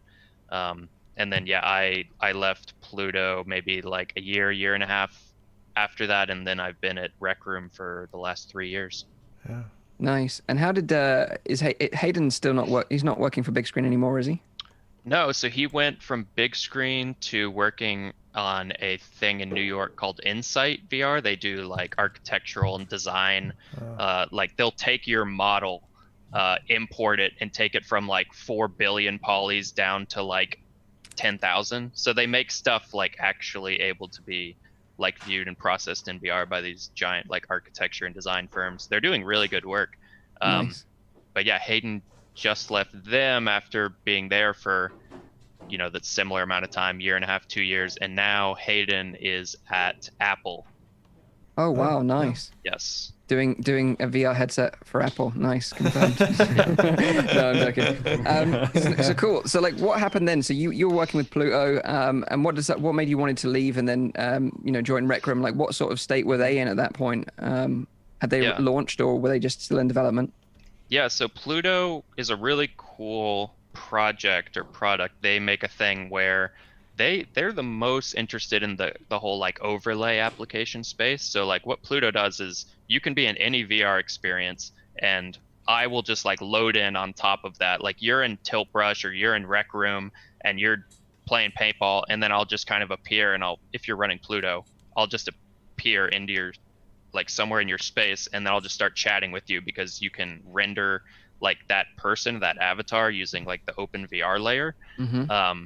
So yeah, Pluto is kind of this communication layer that sits on top of everything else. And it was cool to work on. I think what I realized after a while was I really want more of a community vibe. Like I want to grow a community and be working on something that just hits more of my skill set there. Like that's the thing I really enjoyed in Converge, was interacting with the community, getting their feedback, putting it into the product. And Pluto, as cool as it is more of a, feels like more of a like utility, right? It's more of like a Skype of VR type thing. And I just wasn't able to like use my community building skills as much as I'd like. So I started like looking around and I was like, oh, I think, the Rec Room guys are in Seattle. They're probably a better fit. So hopped over there. And were they already established at that point? Are they launched already or? Yeah, they had been going for some number of months or a year, I think, before I went over, but it was still pretty small number of people at the time. Yeah. So Against Gravity, the studio who makes Rec Room, were they already doing something before they started making this social VR experience? So we're actually called Rec Room Inc. now. It's just Rec Room Incorporated. We changed the name from Against Gravity because a bunch of people were like, oh, like Against Gravity Studio, what else are you guys gonna release? And we were like, nothing, it's just Rec Room. Like it's Rec Room till we die. Like, and they were like, oh, okay, so Against Gravity makes Rec, and we were like, why don't we just make this easy? Like it's just call. Rec Room Inc. We make Rec Room. That's what it is. So yeah, we're Rec Room Inc. Although I do still have a bunch of shirts that say Against Gravity that I enjoy wearing around. So those were the humble beginnings of the studio too, or was there anything else that they experimented with before Rec Room came about? No, man, it was really just like they had that idea from the start. The founders, a lot of them met at Microsoft working on the HoloLens project. So they were all kind of like XR natives, like they understood how to build like immersive, fun stuff. And I think the initial launch of Rec Room was built in, it was like a month or two. They built everything that they launched with, and it was like dodgeball, charades, and maybe one other game, and then like a lobby area. It was like super sparse. Like that's our whole, like that's how we operate, right? Is we make something very quick, we ship it, and then we get feedback from the community. It's not like this development for 3 years and then ship, and then you're like, oh fuck, nobody wants this. We're fucked. So yeah, we move fast, and we always try to experiment with stuff, and then obviously iterate with feedback from the community. It's been around for 4 years now. Yeah, I think we're at 4 years. Wow. Also, like on almost every platform as well. You're on Oculus, you're on Steam VR, PSVR, and now even the iOS App Store as well. Yeah. Maybe you can share some like the difficulties of shipping to some of those platforms. Are some easier than others? Does some have like specific challenges? Yes. What has been the most difficult route for you? Well, first I'll say, because a lot of people, especially the VR OGs that just have played like paintball and laser tag or the Quest, I think a lot of people still have this misconception about Rec Room that it's like it's a VR thing only, and it's like, man, vast majority of people now play Rec Room on Steam without a headset, on PS4 without a headset, on their iPhone without a headset, on their iPad without a headset. So I mean, our like design and everything is definitely rooted in VR, and we still use VR a ton when we're developing. But yeah, the number of platforms we're on now is Oculus Home, Oculus Quest, PS4, PSVR, Steam, 2D, like Steam normal games, Steam, all the Steam headsets, all the iPhones from like the iPhone 6 up, all the iPads. So it's a large number of platforms to support, and I will say there's more coming. I can't say any more than Microwave support is coming? Microwaves? Yeah. Your smart fridge. Smart fridge. No, but Rec Room, that's like is a it gonna great... be, is it going to be 3D head? Oh, okay. 3D head. I remember that. It's such a good thing, it will though. not Like be. that, I think that really supports you. I'm really curious, though. I don't know if you're able to say it, but the split between flat and VR. Yeah. I'm curious what that ratio is like for you now, because I would say among my friend base, it's probably like a 75-25, like 25% being VR.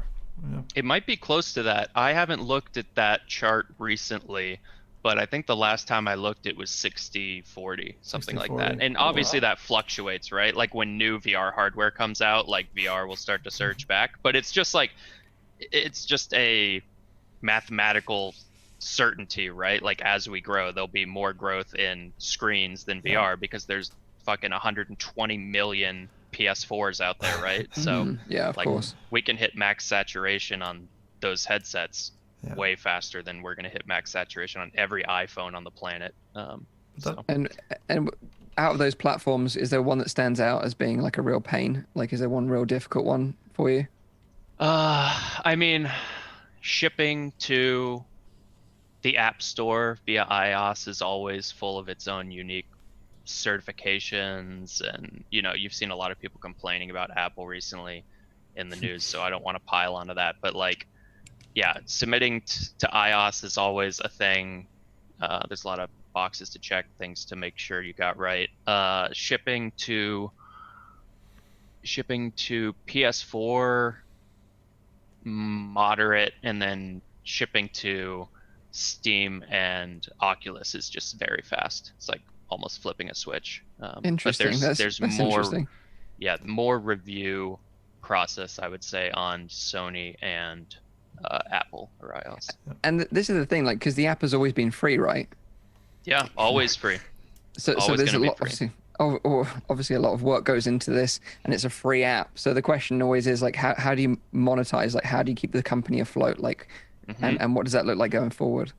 Yeah, so it's all in-app purchases. So like Zim was saying, like, hey, you can come in, and if you want to have a pizza party with your friends, you got to spend what we call tokens. So tokens are stuff you get by playing games, or if you build really cool rooms, we actually send token drops to people to thank them for like, hey, you built a really cool room and you got this many visits this month. Like, here's a huge batch of tokens just because you're like providing value to the community, right? And then if you don't want to wait, or you're like, I don't care about building, I don't want to build, you can just buy tokens. So like you can go into the store and then spend real money, you get Rec Room tokens, and then you can spend that on avatar items. And we're always putting out new avatar items. I think we just launched like a unicorn horn and some Pegasus wings, and people just flip out, right? They're like, I need those wings. Like, it sounds like Zim knows. But, No, I know exactly. I know exactly. I'll tell you why. I saved up 1,000 Rec Room tokens, and I was so happy. And I was like, yeah, I'm just going to go for, I think it was a 4-star box. I love that you've got these random boxes. And so I bought it, not knowing that there was no gender priority on the boxes. And I got a polka dot dress that I wear to this day proudly. Yeah, there's no... Did you wear it, Zim? Wait, Zim, did you wear it? I wear it I wear it all the time. My daughter loves it. Good. Loves me in my polka dot dress. But no, like that system of, you can earn it like through your own time. Helps bond you to it. And the other thing that I think is really smart, which has brought me and a few of my friends in, and I literally just posted into my Discord the latest weekly challenge, is like there's an item, which is an item skin, which isn't, maybe it's a one-time thing or maybe it gets revisited later. But like I am so proud of my watermelon shotgun, and I worked hard for that. Dude. You know what I mean? Yeah. Like those items are like, amazing. I love all those skins. People put whole themes together. We have I think we have 3 or 4 pieces of watermelon gear, and I saw a guy with like a watermelon hat, watermelon shotgun, and like a watermelon shirt, and he was like, "I'm fucking ready." I was like, "That's great." Love it. But yeah, the weekly challenges are cool. I do have to say that, like, if you look at like the quality of like everything that Rec Room delivers, especially in terms of like the game modes that you have, it's better than like probably the majority of the VR games that are just generally out there. Like I remember like a lot of people or a lot of VR developers were trying to do the battle royale thing, but none of them have so far like convinced me as much as the one in Rec Room, which was kind of insane that it's like a free experience in a free game. I think that's amazing. It's very clean, and when I first played it, it reminded me a bit of like the kind of Nintendo kind of vibe, like Wii Island or something.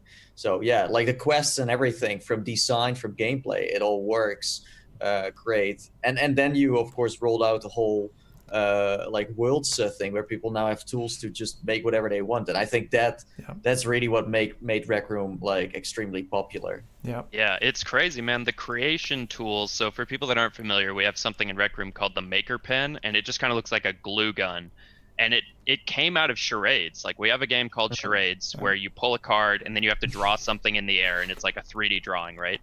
And then eventually people were like, hey, we want to build more stuff with this, and we were like, shit, how are we going to do this? And then someone was like, just take the charades pen and make it into some sort of gun that makes shapes. And that's like where the Maker Pen came from, right? So all that entire room, Zim, that you played, the Lost River Delta, all of that was built using that, like people using that Maker Pen to just extrude shapes and then spit out what we call circuits. So they're these little visual like circuit boards, and then you wire them up to do like, hey, when you get in the ride, it moves the thing forward. And it's visual programming, actually, is what it is. They're visual programming. I've been trying to go through videos and stuff to kind of teach myself and my daughter how to use the Maker Pen, and I've not managed it so far. I've gotten not very far. If someone wants to start down that road and create stuff in Rec Room, what are the best resources that they can go to, Shawn? Totally. So there's on our website, if you go to Rec Room, I think it's recroom.com/creative.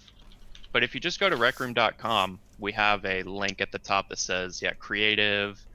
There's another one that has community that has some resources. But the creative site has a bunch of classes you can take. So you'll like hop in with other players like once a week, and they'll just teach you in real time, like, in a room. Like, here's how you use... And they're all like, there's some for different languages. There's one here that's like the French Maker Pen class. There's the German Maker Pen class. There's, different languages. We've got different time zones, British Maker Pen class, circuits, how to do circuits, how to build like a PvP game, how to build that. So there's like a huge community of people it's in there. Insane. That is completely insane. And I think, certainly, community-made content is the way the future is going. We've seen it with Dreams on PSVR.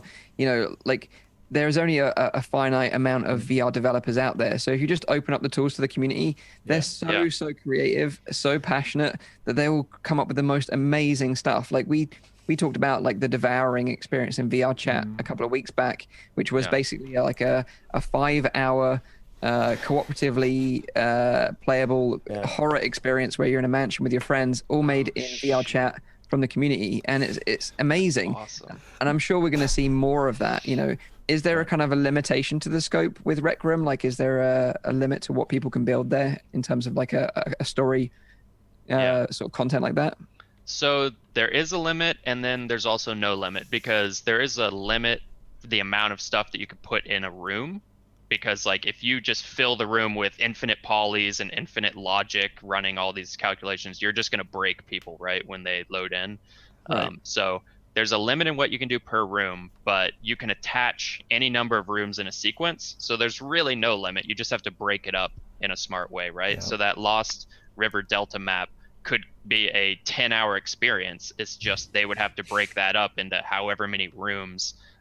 And what we call that is the ink cost. So it's like you can only have so many shapes, so many textures, so much game logic in there before you hit a point where we've calculated like, okay, at this point you're really going to start dropping frames, or you're going to start like crashing on certain devices. And then we also have a smart level of detail system that sits on top of that and says, hey, when you load into this room on Quest or an iPhone 6s or whatever, this is the level of detail you're going to get to optimize for that platform. So Right. you as a creator just build once, and then now your stuff is shipped to, I think, probably billions of devices, which is kind of crazy, right? That's insane. Yeah. If you look at all the PS4s, all the VR headsets, everyone on Steam, everyone on iPhone and iPad, the fact that you can just create a room in Rec Room, and then it's like, hey, now billions of people can like get into this thing, it's insane. And we've got some rooms that have like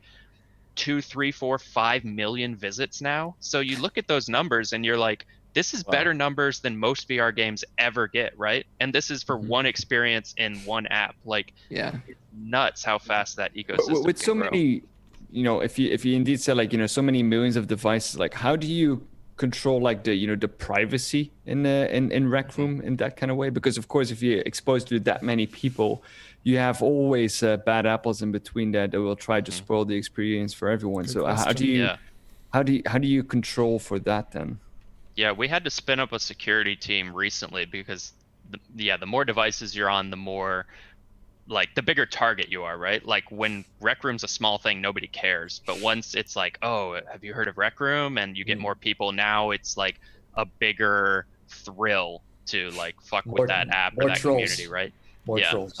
So most of the issues we have with that are on PC, just because you can do more on a PC. So we started using Easy Anti-Cheat, which is the Epic Games thing, which really locks a lot of stuff down, verifies stuff. But it's really only a PC problem. Like there's not a lot of people hacking their PS4s or like hacking their iPhones to like get into stuff they shouldn't. It's just like a PC problem, and we've dealt with a lot of it, but now we have an ongoing security team that looks into big problems like that. And so this kind of brings us onto Facebook Horizon, because this is something we talked about recently on the show. And they've got some really robust tools for like keeping track of their community and what they're up to, and that is that the headset That's the way to say it. Yeah, is like it's recording all the time in the background of every single user. So I think it's 3 or so minutes, records on loop to the headset, and then if you in the situation where you need to report something, that clip is kind of saved and then sent to like a security team at Facebook who reviews it. They can log in remotely and see the activity and hear it going on in real time. And they can also make appropriate action, like sort of banning users and stuff like that. How do you think? First of all, what is your opinion on that? And then how do you think managing a community in a social in any social app, because you've got many across the board there, and how it sort of compares between what Horizon are doing, what you're doing, what VR Chat are doing, and others? Yeah, I mean, it freaks me out at a personal level. Like I watched somebody's video where they were like, hey, it's my first Horizon experience, and I was like, oh yeah, let's see like what Horizon's like. Like I'm super interested, right? Like I want to see their take on social VR. It should be something that we can all learn from. So yeah, I watched this video, and like one of the first things this person sees is like, hey, by the way, like you're being recorded the whole time, like your device is recording you, and if you need to, we're going to pull a clip from that, which is like, it's a cool feature. It's just weird to know that, especially with Facebook, right? It's like, hey, we're always watching, and by the way, like we will just be watching you live at some points and you won't know it. So it made me feel a little weird. I don't know what that like live watching is? Are they watching like literally through your headset view, or are they like spawning a camera or someone floating around invisibly? Like, I don't like the idea of like someone's watching me and I don't know it. From what I understand, it's that it is invisible, but it will only happen in the event of something actually being reported, as inappropriate behavior. It works like a CCTV. So you've got a looping local recording that's happening. And then if that triggers, that gets sent, essentially pushed to the cloud, and they can review it. But it is not, as I understood it, someone ghosting you and watching in real time. Unless when you pull the alarm, then they're watching to see, oh, this person's being actively harassed. I'm not clear if that was a feature. Right. Okay. That's got to hit your perf a little though, right? To constantly be caching video and audio onto your like device, especially on the Quest, like to record all those pixels at however many frames and the audio, and then to a certain upload degree. Like we record obviously content on the Quest regularly anyway, and it doesn't hit it as bad as you probably think it does. Like playing games when you're normally and playing games recorded, for me, doesn't necessarily feel any different. I don't know about you guys, if you notice any sort of like performance issues when recording. They have a separate part of the chip, I think, that is specifically designed to for that kind of part. I think it's very much like, for example, like PlayStation also records, and it also doesn't really affect your gameplay session, or like the how is it called on the Nvidia, like the rewind function, shadow play or whatever. Shadow play. I think I mean, I'm not saying it's the same kind of technology, but the same kind of concept that they're using as well, to have like a reserved portion of the chip or of the device specifically designed to do the recording. When recording, particularly if you're recording in a stressed component of a game on Quest, you'll notice it then. If you use things like, for instance, Virtual Desktop has kind of a mild overclocking feature to up the clock rate, that can help alleviate it, to kind of offset. But again, then you're chewing through the battery, you're heating up your Quest a bit more. So I think what they're doing, as Rowdy says, is a compartmentalized component, and it feels like it's chewing on maybe 5 to 10%, but it's not enormous. So how do you do it in Rec Room? Because in Rec Room you can also report people on getting harassed or someone doing something. So what happens when I, let's say, report someone? Yeah. So I don't want to go into a lot of detail on exactly how the system works, because that's when people start abusing it, right? Like if I lay out exactly how the report system works, that's when people are like, oh, now we know how to, fuck with it. Now I know when to troll and when I should not troll. Yeah, I will say it's nothing similar to what Horizon is doing. We don't monitor to that extent. We get enough information on the reports to take action, and we have a lot of people that we work with in the community, like volunteer moderators, who will like send us reports, and those reports surface a little bit higher because they're people we've identified that have like good moderation histories. So we have people that are, and they're identified, they're like in rec centers and you can see who they are. But that's kind of our philosophy, and we take privacy very seriously. Like we have different rules for private rooms versus public rooms. Like you can do way more stuff in a private room than you can in a public room. So I'm kind of curious, like for the Horizon recording thing, like if I'm in a private room with a group of friends and then somebody like reports me as a joke or because they actually don't like something I said, and then 3 minutes of my like private conversation is uploaded to Facebook, like is that what's going to happen? Like that feels really gross to me. Like, does that system still operate in private rooms? Like, do they have private rooms? Is somebody going to start viewing me from a like third person angle in a private room I created as I'm discussing something? Like I don't know for sure, but I think it's like a feature across the board, regardless of whether. Yeah, I'm pretty sure, because like I said that a couple of episodes ago as well. The last thing that Facebook wants is the kind of groups being formed on their platform that they do not want. And I'm thinking like terrorists or like pedophiles or like something that is just doesn't belong on the kind of platform. And if they deliver a private room that doesn't have any kind of form of reporting, I think they'll get into bad waters that they want to avoid at all costs. Yeah, I like the point that you're making there, Shawn, in terms of the feeling. I've had it before on Twitch, back in my Twitch years, that when they rolled out the clipping feature, it worked similarly, and that the second the viewer presses clip, it does a back roll of, I think, a minute to a minute and a half. And sometimes the way that that's framed and then published, it can look really odd, or you put you in a very bad light, and that's kind of immediately in that space public. In this case, you're putting a 3-minute clip into the hands of someone who's taking judgment against you, your account, your future on the platform, So especially because it's 3 minutes rolling back, that captures a lot of conversation in terms of the context, doesn't it? And does that impact just your Oculus account, or like if you fuck up in Horizon, are they going to nuke your whole Facebook? Like, these are all unanswered questions, right? I think from what they've said on the safety video is that you'd be banned from Horizon. I don't think it would affect your Facebook standing. Yeah, I'm not quite sure on that 100%, but I'm pretty sure it's just Horizon. But I'm kind of interested, like, in terms of like when people report content or inappropriate behavior in Rec Room, do they generally supply clips of the incident, or is it just descriptive, or how does that generally work? Some people do supply clips. We have like support and moderation people on Discord 24/7 that are like, taking images or videos or text reports in person. We have a support site called Happy Fox, which is kind of like a service that does all the email ticketing.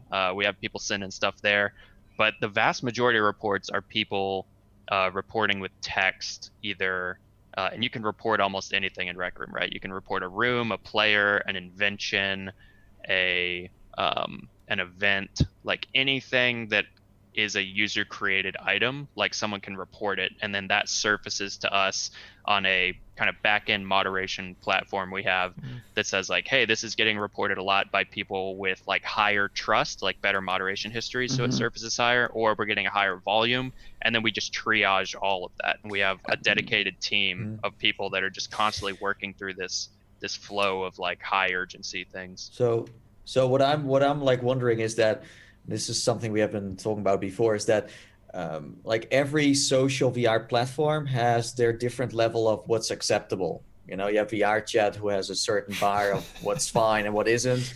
Rec Room has that too. There are things that I've seen or experienced in Rec Room where I'm like personally, I think it's funny, but then other people might not. And then it's up to you guys to find out if that's, okay to show to others. Right. But if I think about Facebook Horizon, I think about a pretty serious platform.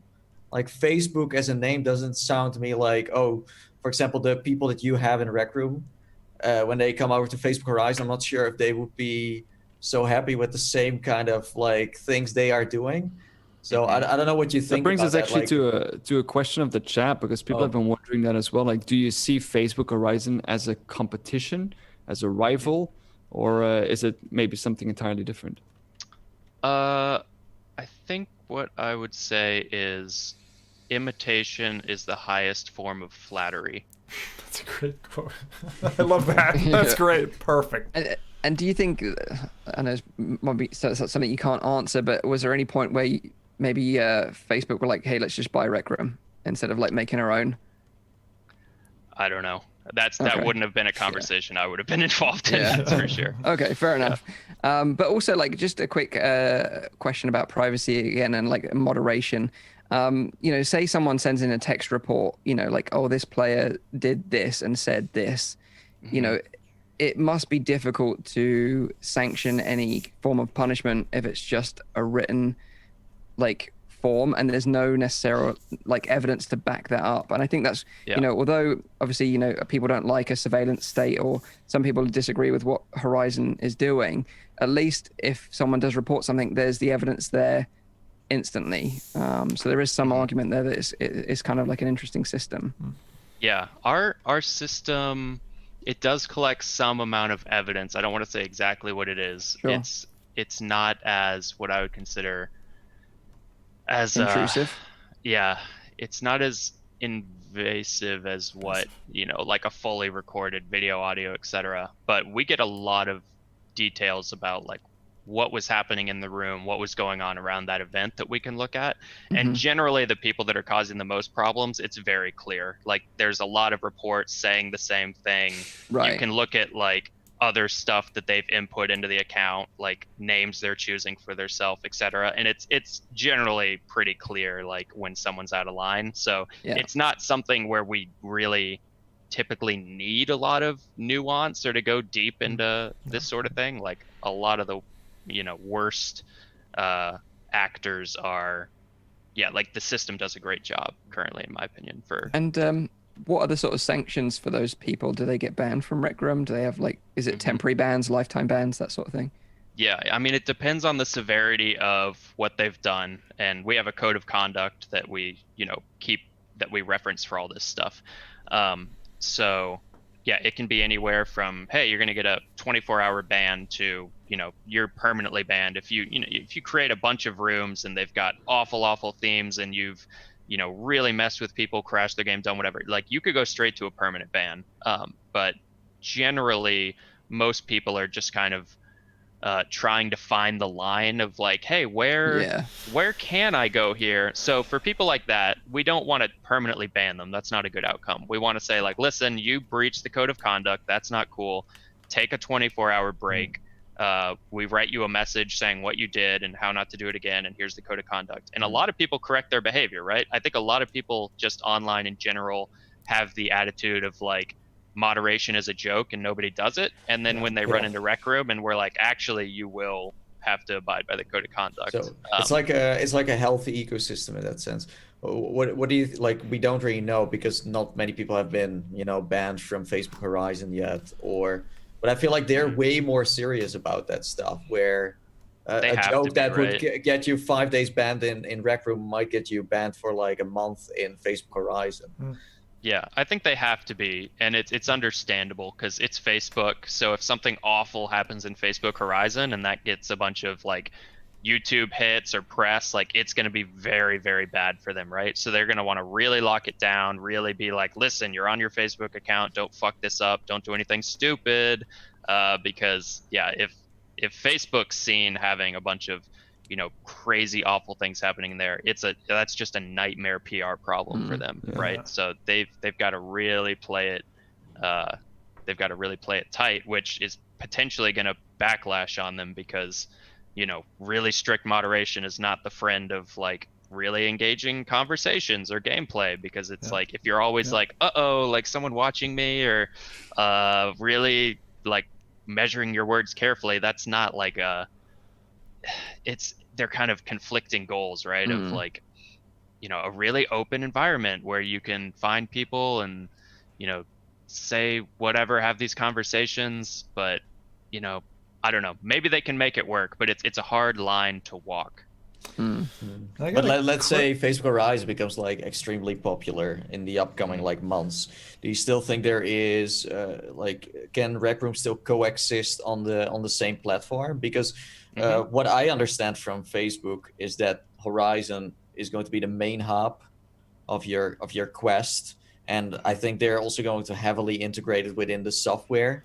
So the other social experiences are still going to be there, but since Facebook owns the platform and the store, they can promote Horizon as much as they want. They can always put it on the front page, for example, or they can make sure that they can make something but tell you that you're not allowed to do that. Like we have seen it with Darshan with Big Screen. He wanted to do certain things, but then Facebook said like, no, we don't want to do that because we have our own plans. Yeah, I mean, there is a risk there. Yes, I think it's probably going to be more of a positive though, right? Because if they send out like new hardware and then a bunch of people are buying it and a bunch of people are hopping in Horizon and they're like, hey, this social experience is kind of cool, like what other social experiences can I have? Like it's just going to lead people into VR chat, Rec Room, Big Screen. Like it's if they want to throw hundreds of millions of dollars into like a marketing campaign being like, yo, social VR exists, like hell yeah, do it, please do it. Like it's only gonna So you're everyone. I feel like you're saying they wouldn't mind if there are more people playing Rec Room in the end than there are people in Facebook Horizon, and Rec Room still kind of steals the show on the Quest. I mean, you'd have to ask them. I would Yeah, assume no. that would not be the best outcome for them. But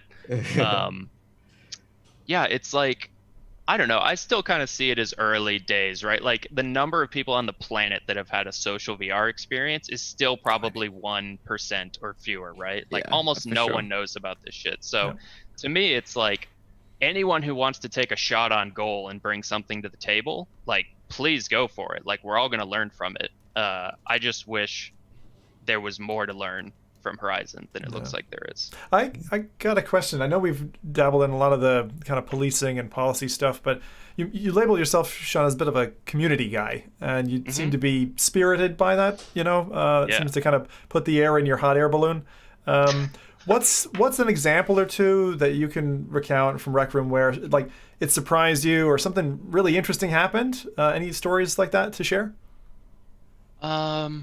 I mean, a lot of our development has been community driven. It's like, when we initially just had all of our first party games, it was the community that really pulled the like creation tools out of us. They were like, hey, we want to mod soccer into a ultimate disc golf field. And they were like, can we spawn a disc in the soccer field? And we were like, why the hell do they want this? Whatever, just do it. So we built a sandbox machine where you could cycle through all the items in the game and just put them in wherever.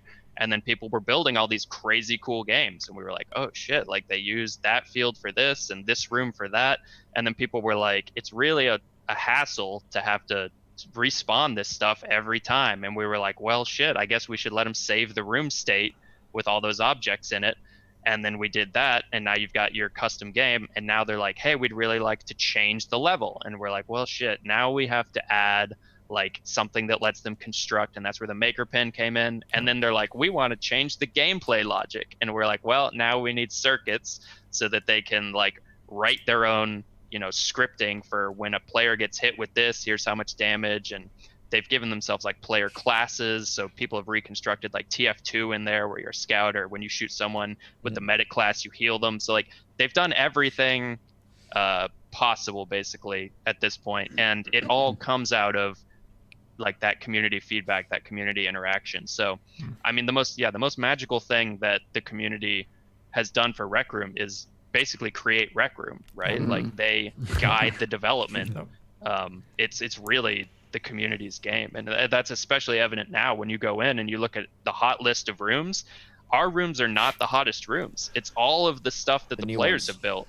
Like it used to be like paintball, all the quests, laser tag, rec royale. You look at the list now, and that list is sorted by like what rooms have the most people in them, what rooms are getting the most visits. It's mostly stuff that players have created, which is like they're creating stuff that's getting way more engagement than paintball or rec royale. It's like they're doing it. Like they built this whole universe of content. That's really interesting, because when I was logging in to get the names of the things I wanted to mention at the start of the show, I noticed that, and I think it's a really wholesome choice that you're not just pinning your own content, because obviously there's a two-way street there, and it's been advantageous both for the players and you guys, because it helps you if you've got better content. But it's really nice to see that actually you're letting the community created stuff float to the top where it deserves to be. I think as well, like also with this like user generated content, it could be that you are inspiring a whole future generation of game developers that you don't necessarily know it. That they're going to end up on one of these documentaries. Like I actually started off in Rec Room. I was building rooms and people were enjoying it, and that kind of led me onto a career in game development. Dude, we've already seen that happening. It's insane. People form these development teams in Rec Room where it's just like, oh dude, so and so always does the circuits for so and so's rooms, and they're like celebrities in Rec Room, right? Like they go into a rec center and everyone's like, oh my god, it's him, it's the creator of like my favorite game, and people lose their shit. That's amazing. And you can subscribe to people in Rec Room. So there are some people that have like, I think like tens or hundreds of thousands of subs, and when they publish a new room, just like you guys publish a new video, it pings everyone in Rec Room and it hits their email, and it's like, hey, that guy you love, his rooms, he just published a new room, and people go in and they check it out. And we've had a lot of people be like, hey, I learned how to program through doing circuits in Rec Room, and now I'm going to Carnegie Mellon for programming, like, wow. or now That's I'm insane. going to learn game dev at this like college. So we've had a lot of people that are like, Rec Room really turned me into a like game dev. So I would encourage everyone out there who's like, man, I want to like get into game dev or design games, design experiences. If you're like, if Unity intimidates you, like check out Rec Room, because it's kind of a lighter sort of engine, right? It's like, hey, I can build this experience. And with Unity, it's like, okay, now you publish that and you're gonna like put it on a subreddit, or what, I guess you could try to upload it to Steam or something. But like in Rec Room, if you publish that and drive traffic to it, you're instantly on PS4, iPhone, like you're on the iPhone and the iPad, and you didn't have to go through any of the cert. Like you didn't have to go through any of the certification, any of the issues. You're in every region on PS4, you're on Steam, you're on Oculus, you're on the Quest. Like that's an incredible like opportunity for people that want to put out like Basically, games or whatever. Nate's going to quit YouTube and become a content creator in Rec Room now and just earn tokens, you know? You're going to sell it to him. They can pay me with tokens. Yeah, sure. Yeah. So one last thing, I don't want to tease you too much, Shawn, but you know, Rec Room has a reputation of being, well, let's just say it like this, like family-friendly game. That's what I call it nowadays. Like there are a lot of young people in there. So Definitely. Are you guys like, you're like fine with that like name in a way? Are you like, we want to target more adults, we want more people to get in there? I think, we've always had a motto of like, we want to be a open and welcoming community for like people from all walks of life, everyone. And that's, you know, people that are 13 and younger, or 12 and younger. They have to be on junior accounts, so you know they can't like, it's all the COPPA laws, right? You can't disclose, you know, your full name. You can't change your name because they'll write like, my name's Johnny Smith and here's my home address. And you're like, no, Johnny, no, don't do it. Like, so you have to have different accounts for the real young kids. But we certainly have a lot of teens on the platform. There's a lot of people that are, teens on their iPhone or PS4 and their Quest. And they're really just the most active VR people out there, right? Like a lot of the older people like me, it's like, man, we got jobs and whatever. But remember when you were in middle school, high school, college, like that's your prime like free time gaming days. So for us, it's like, listen, they're active, especially now with COVID, right? It's like a lot of people aren't in school, they're at home. So we've been blowing up in terms of numbers with the pandemic, which is kind of like a weird silver lining as you watch all these other businesses struggle, which just like, what do people want right now? They want to hang out with their friends and family and have some fun and escape the house they've been in for 5 months straight. Like, so all these virtual worlds I think are doing really well. And it's like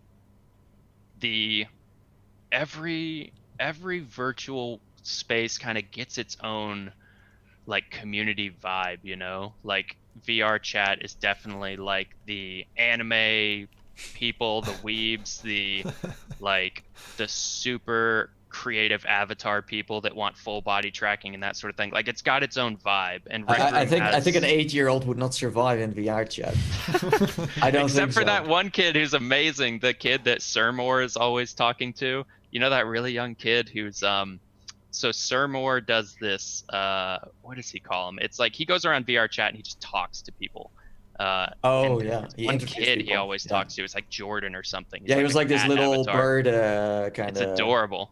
Yeah. But every one of these worlds has their own vibe, right? Like Rec Room's vibe is probably, I would say, younger, more energy, games, like building these worlds. VR chat is more just like pure social interaction, like dress up, that cosplay vibe.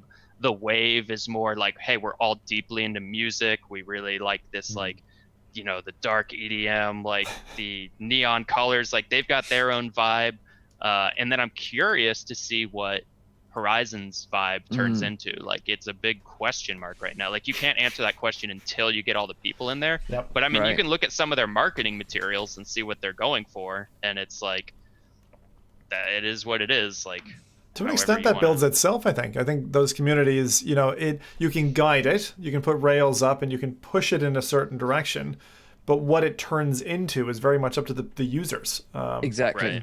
Yeah, 100%. And maybe we should probably take some questions from the chat. But the one question I want to ask you before we do that is, what's the sort of roadmap? What's the plan for the future of Rec Room? Have you got anything you can share with us, or some ideas? Maybe augmented reality is going to be a thing in the future for you guys. Anything you can share with us? Dude, we have an AR thing right now that people can go do. If you have an iPhone or an iPad, we have an augmented reality thing. I forget the name of the room, but you go into a certain room. It's called like AR room or AR experiment. And then if you're on an Apple device, an iPhone or an iPad that has the depth camera, I forget what device class it is, but you can scan your room, and that room scan is loaded into this Rec Room space. And then as people join that room, they're just like overlaid on top of your real world environment. So we've had a lot of people in their house just like, hey, I'm hanging out with my friends in my living room. And they're like literally sitting on the couch because that geo is in the room. Like you scan your room and then they see like the outline of a couch, and then it makes actual geometry in that space, and they like plop their avatar on it. We did an experiment like this, and I posted it on Twitter. So like Rec Room AR experiment. That sounds insane. Yeah, obviously Google... right now, if you're looking around your room with a phone, it's like the smallest little window. But of course, in the future, AR glasses, from Apple and everyone else is inevitable. It's like an awesome that you'll be able to look crossover. around and just see your friends there. Yeah, it's like VR meets AR and the other way around, because someone is in VR, but you can see them through your phone. Yeah. It's both. But yeah, if you Google Rec Room AR experiment, there's like 2 or 3 tweets there at the top that you can look at what we built. And it's like me in the office, I'm in VR. Nick, our CEO, is holding up his iPhone, and I'm like bowling down one of our like boardroom tables or something. Like that's what we're messing with, and that's public. Like you can go mess with that right now. That's awesome. Yeah, you could Google the patch notes and it'll tell you that exact room. But all you have to do is have a compatible phone or whatever. But the future of Rec Room, we are always building out more and more like creation tools for sure. So you'll see a lot more and better creation tools constantly. More, outreach to creators to be like, hey, what do you guys need? And I think we just announced some like big stuff that they've been wanting recently. Like they've been really wanting a glass, like transparent texture to put in. So I think we announced that's coming. It's like huge for them because they've been scaling up like these martini glasses that we have in the game to make glass forever. Just like whatever they can do, they'll like scale up these things, and they're like, this is what we're gonna do until you give us windows. And we're like, oh man, this room's full of giant martini glasses because it's the only thing they can like get that sort of look from. So there'll always be new creation tools coming out. And then I think something that people don't realize is our in-game economy is always progressing in terms of what players can sell for tokens. We've got people can sell inventions, so you can make like a poster and then you can put that up in your room or your dorm room, and people can buy that for tokens. And there are a lot of creators that are amassing these huge like hordes of tokens. Do we have any Rec Room millionaires yet? Definitely, dude. There's some people that get like millions in a week. Like no way, because they have such popular rooms, such popular inventions. But yeah, if only they could cash out. Yeah. So here's the thing: is in the future you will be able to make a career out of building stuff in Rec Room. Way. I can't go into a lot of detail, but I will say it will be a legitimate career to build experiences and inventions and like hold events and stuff in Rec Room. That's something that is very much being worked on. That's total sense. Total sense. Exchanging rec tokens for real money. Wow. Imagine you go to the pizza place, like, do you accept rec tokens? But the amazing thing is like, that's almost like the realization of like the VR version of Second Life, right? Because that became super popular. People were making legitimate, careers out of creating content in Second Life. And it's amazing to think that that's going to happen in VR soon. So that's incredible. Yeah, man, it's cool. I know VR Chat does a lot of, I don't know how I guess they don't have any way to monetize in-app, but they do that like VR Expo thing, and people sell avatars and stuff. I guess all the transactions happen outside the app, and they just don't realize any revenue from that. But yeah, I mean, it's a very established thing, right? Like, We've got a question from the chat from Thomas Van Buell. He said, "Are you going to be doing an ICO, what is that? like an initial coin offering? You know, like Like you know, an Oh, an ICO. like a cryptocurrency? gotcha. Yeah. That's Yeah. exactly where I was going with this, though, because if you're talking about Yeah. that kind of cash out feature, allowing other users like an angel investor to float their tokens towards a specific project, you could actually have, I mean, you could have a stock market in Rec Room equivalently once you've got your own economy flowing. So, I mean, you've got that already, even if it's not got its defined boundaries. But I really think that it's very exciting where you're headed with Rec Room for me. Me Yeah. too, man. I think, yeah, the next few months to a year is going to blow a lot of people's minds. They're going to be like, oh my God, I never thought of Rec Room like that. Like, it changes everything once you get to a certain level. Yeah. We had a Nice. question, by the way, coming from Diego VR, asking if you were planning on going to Xbox and Switch. We will be on more platforms in the future. I like this. Nice. That's very good. Any other questions Alright. from the chat? And then we'll move on to releases. I think it's good to be moving on to releases. Okay, cool. No, I really appreciate it. Anything else you want to add to that, Shawn, before we move on? Anything else you want to share or anything else you want to say?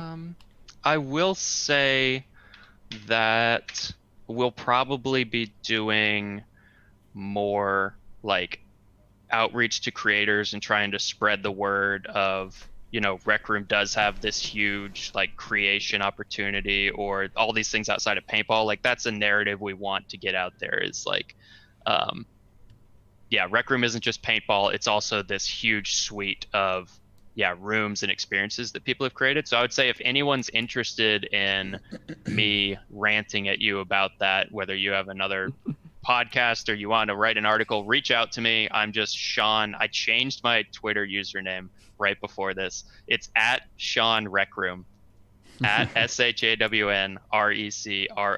So hit me in Shawn Rec Room. DMs.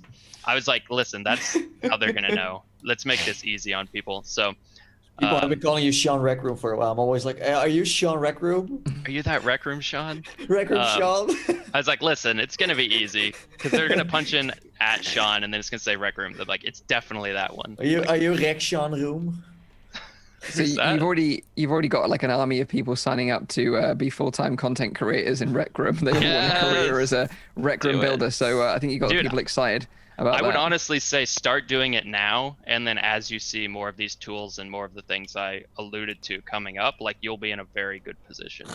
So I'm not Yes. joking on this. I am going to create things because I've been trying to, but I didn't know about these classes that you advertised earlier. What are you And gonna Yeah. make? Melons? You just heard about the money, Zim. Come on, like, you heard the money, the well, tokens. That's what you're I'm doing jealous it because for. Zim's got like what 3 kids now, so he can like get them through the classes while got they're not beta at school. testers. Get Oh. them churning out content. They could be making you millionaires. Yeah. Use their before you know little it. creative minds. Little Rec Room kid sweatshop going on. You have like imagine you have like a counter in Rec Room. You have like 3 hats that just stick above the counter. Then there's Zim like, oh, just tell these customers to buy some stuff. Yeah.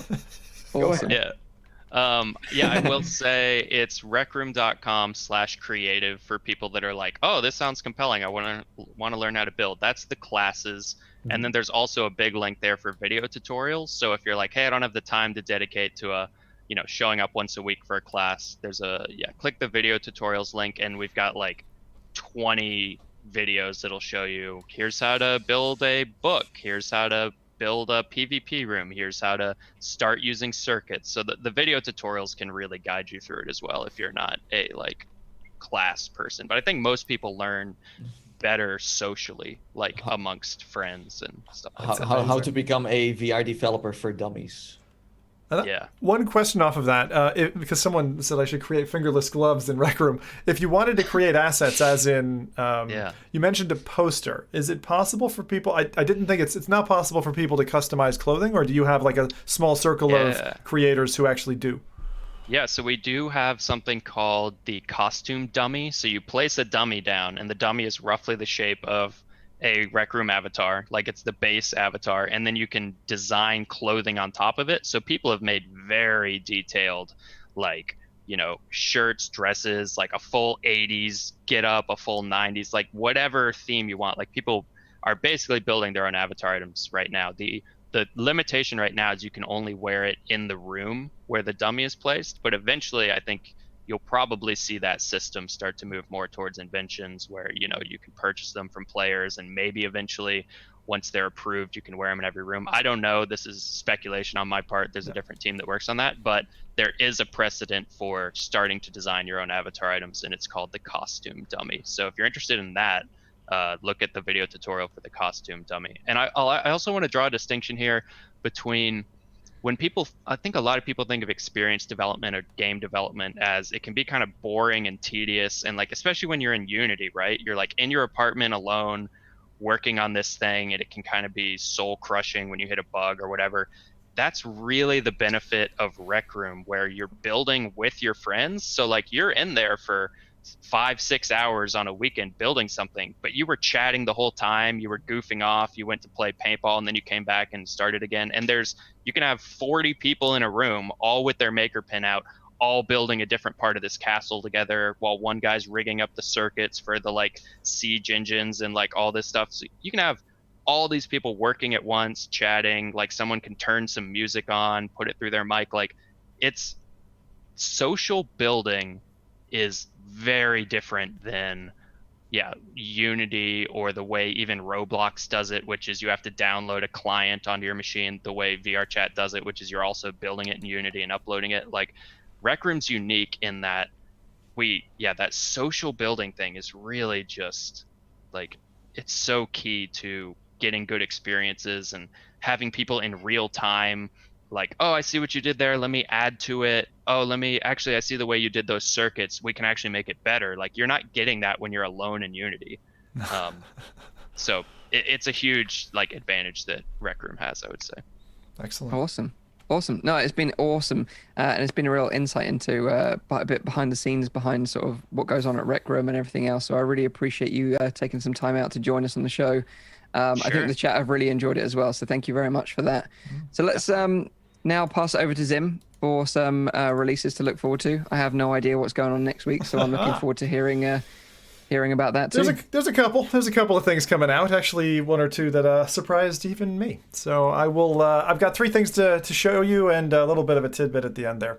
First one is from our friends Felix and Paul. I remember last with Felix and Paul going to the circus. Well, they're at it again. This time we're going to space. So this is a relaunch for Rift that's free, but it has 2 DLC episodes that are $3 a piece, or £2.50. And this launched on the 4th of September, so just yesterday. This was out on Go previously, and essentially Space Explorers, the name of this title, which actually has a roadmap leading out to 2022 for content releases, is a cinematic VR experience about the new age of space exploration. And it really touches on the point that space is really our last option. They talk about it in the trailer that they're that we, you know, once we kind of expend planet Earth, or end up in a bad loop as humanity, we really need to get off this rock and go somewhere else. And so they explore really the dynamics of that, the camaraderie of different space agencies, and discover the latest advancements and plans for deep space exploration. It's narrated. I highly disagree with that.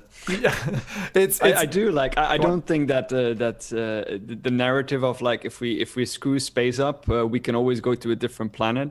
And we need to explore that. I don't believe in that at all. If you look, like Carl Sagan has said it very beautifully, a pale blue dot in an empty vastness of space. I think that is like the thing about this. Although I do like the Felix and Paul experiences a lot. So creating awareness is always good. Yeah. Wait. So you're saying this came to the Oculus Rift, or this has been relaunched? Yeah, relaunched on Oculus Rift. Rift. Because I'm looking at the link now for my old video linking to it. It says unpublished app NASA. Yeah. So it was originally meant to be launched on the Go and the Rift in 2018. It only landed on the Go, and then it is coming to Rift now. It's a really odd timing for something that is a Rift exclusive coming out, but we've seen other Felix and Paul experiences. They're generally of high quality, and they're interesting subject matter. So even though, let's say, the content itself may have aged a couple of years, I think the subject matter is still relevant and interesting. It is narrated by Brie Larson, so I think that's, or Brie Larson, sorry, and I think that, you know, her voice kind of as narrator over these experiences is interesting. At the moment, there are 2 pieces, but there's another plan for, I think, another 4. There's A New Dawn and Taking Flight, both which tap different components of space exploration. They did shoot the whole Crew Dragon launch too, and also the landing of it, so that might come. But I can totally recommend this. This is amazing. And it looks great. I think they make one of the best 360s out there. And they also have now created a hub on the Oculus Quest where they put all of the other 360s they made in one place. So you can just go there and just jump from one to the other instead of having to search all over the store for different ones. So, yeah. Very good. So that's Space Explorers, if you're looking for a little bit of something, which was actually a collaborative effort with NASA. So there you go. That's Space Explorers. So that's where our riff, folks. Next on to PC VR. So we've got a game that I think will ruffle some of Mike's feathers if he's got any left. So this is a kind of a clone of Firewall 0 Hour, which is one of our favorite PSVR games. It's a multiplayer 4 versus 4 tactical game, but for PC VR. So for $25, sorry, not $25, for $15 or $11.39 in pounds. Released on the 4th of September by Ignibit, Zero Killed is a 4v4 tactical multiplayer shooter that mixes tactical gameplay, engaging PvP multiplayer, and a rich choice of equipments, gadgets, and various characters that you can choose from. Again, reminds me explicitly of the perks that you have in Firewall 0 Hour. One aspect of this that stood out to me, which is not there in Firewall, is that you have the ability to destroy your surroundings. I don't know, unfortunately, to what level of detail that is. I suspect it's certain barriers and breakable entry areas you can get through, but that's certainly something that Firewall doesn't have. So Zero Killed, if you're a PC FPS player, it might be something that you want to look out for and play with your buddies. This name reminds me of something that came out of Asia. This must be something from Chinese developers. I feel like I've seen this before. I don't know why. Yeah, it was. I've actually played an early build of this maybe 9-12 months ago. So it is out of an Asian studio if I'm not mistaken. It's weird, right? Like I look at the logo, I look at the name, I'm like, this must be Chinese or something. It's got to be Chinese. I'm going to wait for Zim to try it, and then he can tell me if it's good or not. That's what you always do, right? Let Zim try same with the Titanic one, where he has to buy, tips and tricks to move through the game. Wait him out. People are still asking me to finish that, the Escape the Yacht experience. That's a great one. I will finish that at some stage. Probably Twitch it. All right, the next one is interesting. So this one it's another re-release, something that's come over from PSVR to PC VR. It's called Demo Reborn. Any of you guys play this on PSVR? Demo. So this has come to Rift. Again, the price is about $23 US. It's $19.49 in pounds. Demo Reborn launched on again the 4th of September for PC VR. This is actually not only Rift, but it's available on Steam as well. So if you have Windows Mixed Reality headset, if you have a Vive, Cosmos, all that kind of stuff, you could play this. The real question is, this is a very eclectic game, very strange model, and I'm going to tell you what it's about. I mean, if you could mix up Moss and Beat Saber, would you? Right? Wait, what? So what you do in this game, which I find to be really interesting, it's got 60 song tracks, and you have to play the piano. On PSVR, you do this with the Move controllers.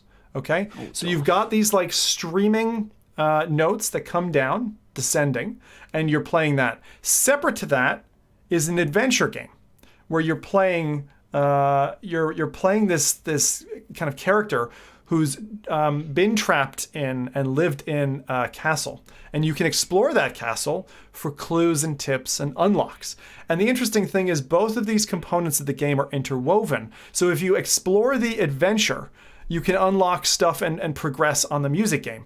And on the music game, if you progress, you can unlock stuff in the adventure that's the story. So it's a really interesting, eclectic mix. I when I first saw this, the only thing that I thought was, oh, this is great. Another game with a fantastic title. It's called Demo, but there's no demo. It's a horrible joke. I was waiting for someone to say that.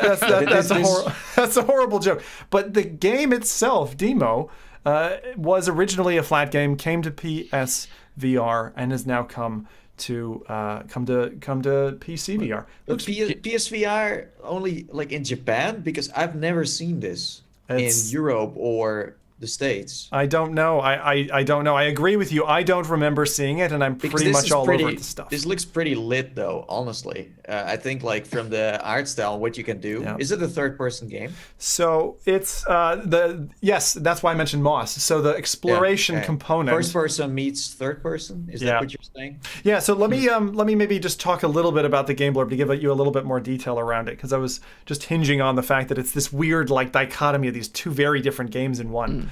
So they'd say, explore previously hidden nooks and crannies of the titular character Demo's castle and uncover more of the mystery through added story sequences. Follow the beat to more than 60 songs, including some of the most popular tracks from the original Demo, which again, this is called Demo Reborn. Master each piano score to unlock new areas found in no other version. It says, see from the perspectives of Demo, accustomed to living in solitude within the walls of a beautiful yet lonely castle, and the little girl who falls from the sky into Demo's life with no memory of her past. Gracefully master each song to grow the tree sprouting from Demo's piano and help her go back. Guide the little girl to find new sheet music and the answers to the riddle of how she arrived in this world. Wow. For some reason, I've got like Denny's voice resonating in my mind talking about like niches. It's like, this is like super niche. This is like a piano game and like an RPG adventure in one. Yeah, but it's Japanese. It's like Beat Saber. That rule doesn't apply. It's like Beat Saber having a campaign. But it's crazy. So, like, I think if you bought the game, you'd probably expect it to play like a Moss or a Chronos or something. Like, it's got that kind of adventure style. But watching some content from a couple of different YouTubers on this to see what the game played like it is very much half a beat rhythm game with that piano side. And I'm really curious because people were talking very well about this for the PSVR build. There were some Steam comments saying the current version is a little bit buggy, the one that just launched. So maybe give it a couple of weeks for the devs to iron that stuff out. But from the PSVR side and just the general mechanics of the game, it just caught my eye, and I thought you guys had to know about it. I don't know. It sounds like you're the only one who has ever talked about this game. It's like I haven't seen Road to VR post about this or upload. We have a scoop. This is a scoop. This is our scoop. The show. Piano meets your video about it, Nathan, next week. Yeah. All right. Well, with that, I'm going to give you a little bit more. Again, a freebie that's coming to fans of Job Simulator. So Vacation Simulator and the devs are passing out Vacation Simulator back to Job, which was announced a couple of months ago, and it's landing free for owners of Vacation Simulator on the September 10th. Okay, so that's coming for both PC VR and Oculus Quest, and PSVR owners have to wait until October to get the same DLC. So new stuff that you probably will want to play in your game. Aside from that, there is a little bit of other news. So if you haven't actually played Job Sim or Vacation Sim and you like the look of it, it's kind of a silly cartoony game. You can pretend like you're a human, but you're a robot. It's very bizarre. It was a big hit when, for instance, the Vive first launched, and then Vacation Sim really expands upon that universe. My kids will spend hours in this, no problem. And there's a duo pack being landed for the Quest. So if you can save 30% of the cost through the 4th of September and the 11th of September, if you want to get both games on Quest. I really wonder what Alchemy Labs is going to come up with next. I hope it's going to be something else. I think this is great what they made so far, but if they go a total different route, I would be down for that. Yeah, I know what you mean. Like, you need to, once you don't want to become just a one note Vacation Simulator was already kind of on the edge of can you do more of it or not? But they also did Rick and Morty, right? True. Didn't they also do for the Oculus way back? Yeah. That was amazing. I still don't know really why. old. I mean, no way would the QA at Oculus greenlight it. But falling through, basically all you have to do is you're falling from the sky, and you have to not hit stuff on the way down. I still Pretty want that intense. game back. It was very intense back then. Dude, there's quite a few rec room rooms that do that. That's wow. a thing. There Yeah. we go. I know what I'm doing this weekend. Oh, Thank there's you very also a really good Rec Room Fall Guys room where it's like Fall I've Guys seen courses. that. We've seen that. Yeah, we saw Yeah. videos online of people Dude, playing that. They my did God, a that's good hilarious. job. Yeah, it was absolutely. great. So that's your releases for this week. Quick recap: Space Explorers, Zero Killed, Demo Reborn, and a little bit of extra free DLC from the creators of Vacation Sim. Yeah. Wow. Nice Okay. one. Awesome, dude. Well, we'll wrap up the show there then. We've been going on. I tried to save it for under 2 hours, but I failed Nice try, miserably. bro. So sorry, everyone out there that was hoping for a sub 2 hour show. But it is what it is. So I hope you enjoyed it anyway. Just a reminder, this is a weekly VR, AR, and MR talk show, live streamed every Saturday on YouTube and Twitch. The show goes live at 7 p.m. in Europe, 6 p.m. in the UK, and 12 midday in Central US. Also, go and check out the audio version, which is available on iTunes, SoundCloud, and Spotify. Hit the like button if you've enjoyed the show, and make sure you subscribe to the channel for all our future content. We'll be back on the show next week at the usual time with more VR news. So until then, have a great week in VR. Take care, and bye-bye for now. See you later. Bye-bye. See ya.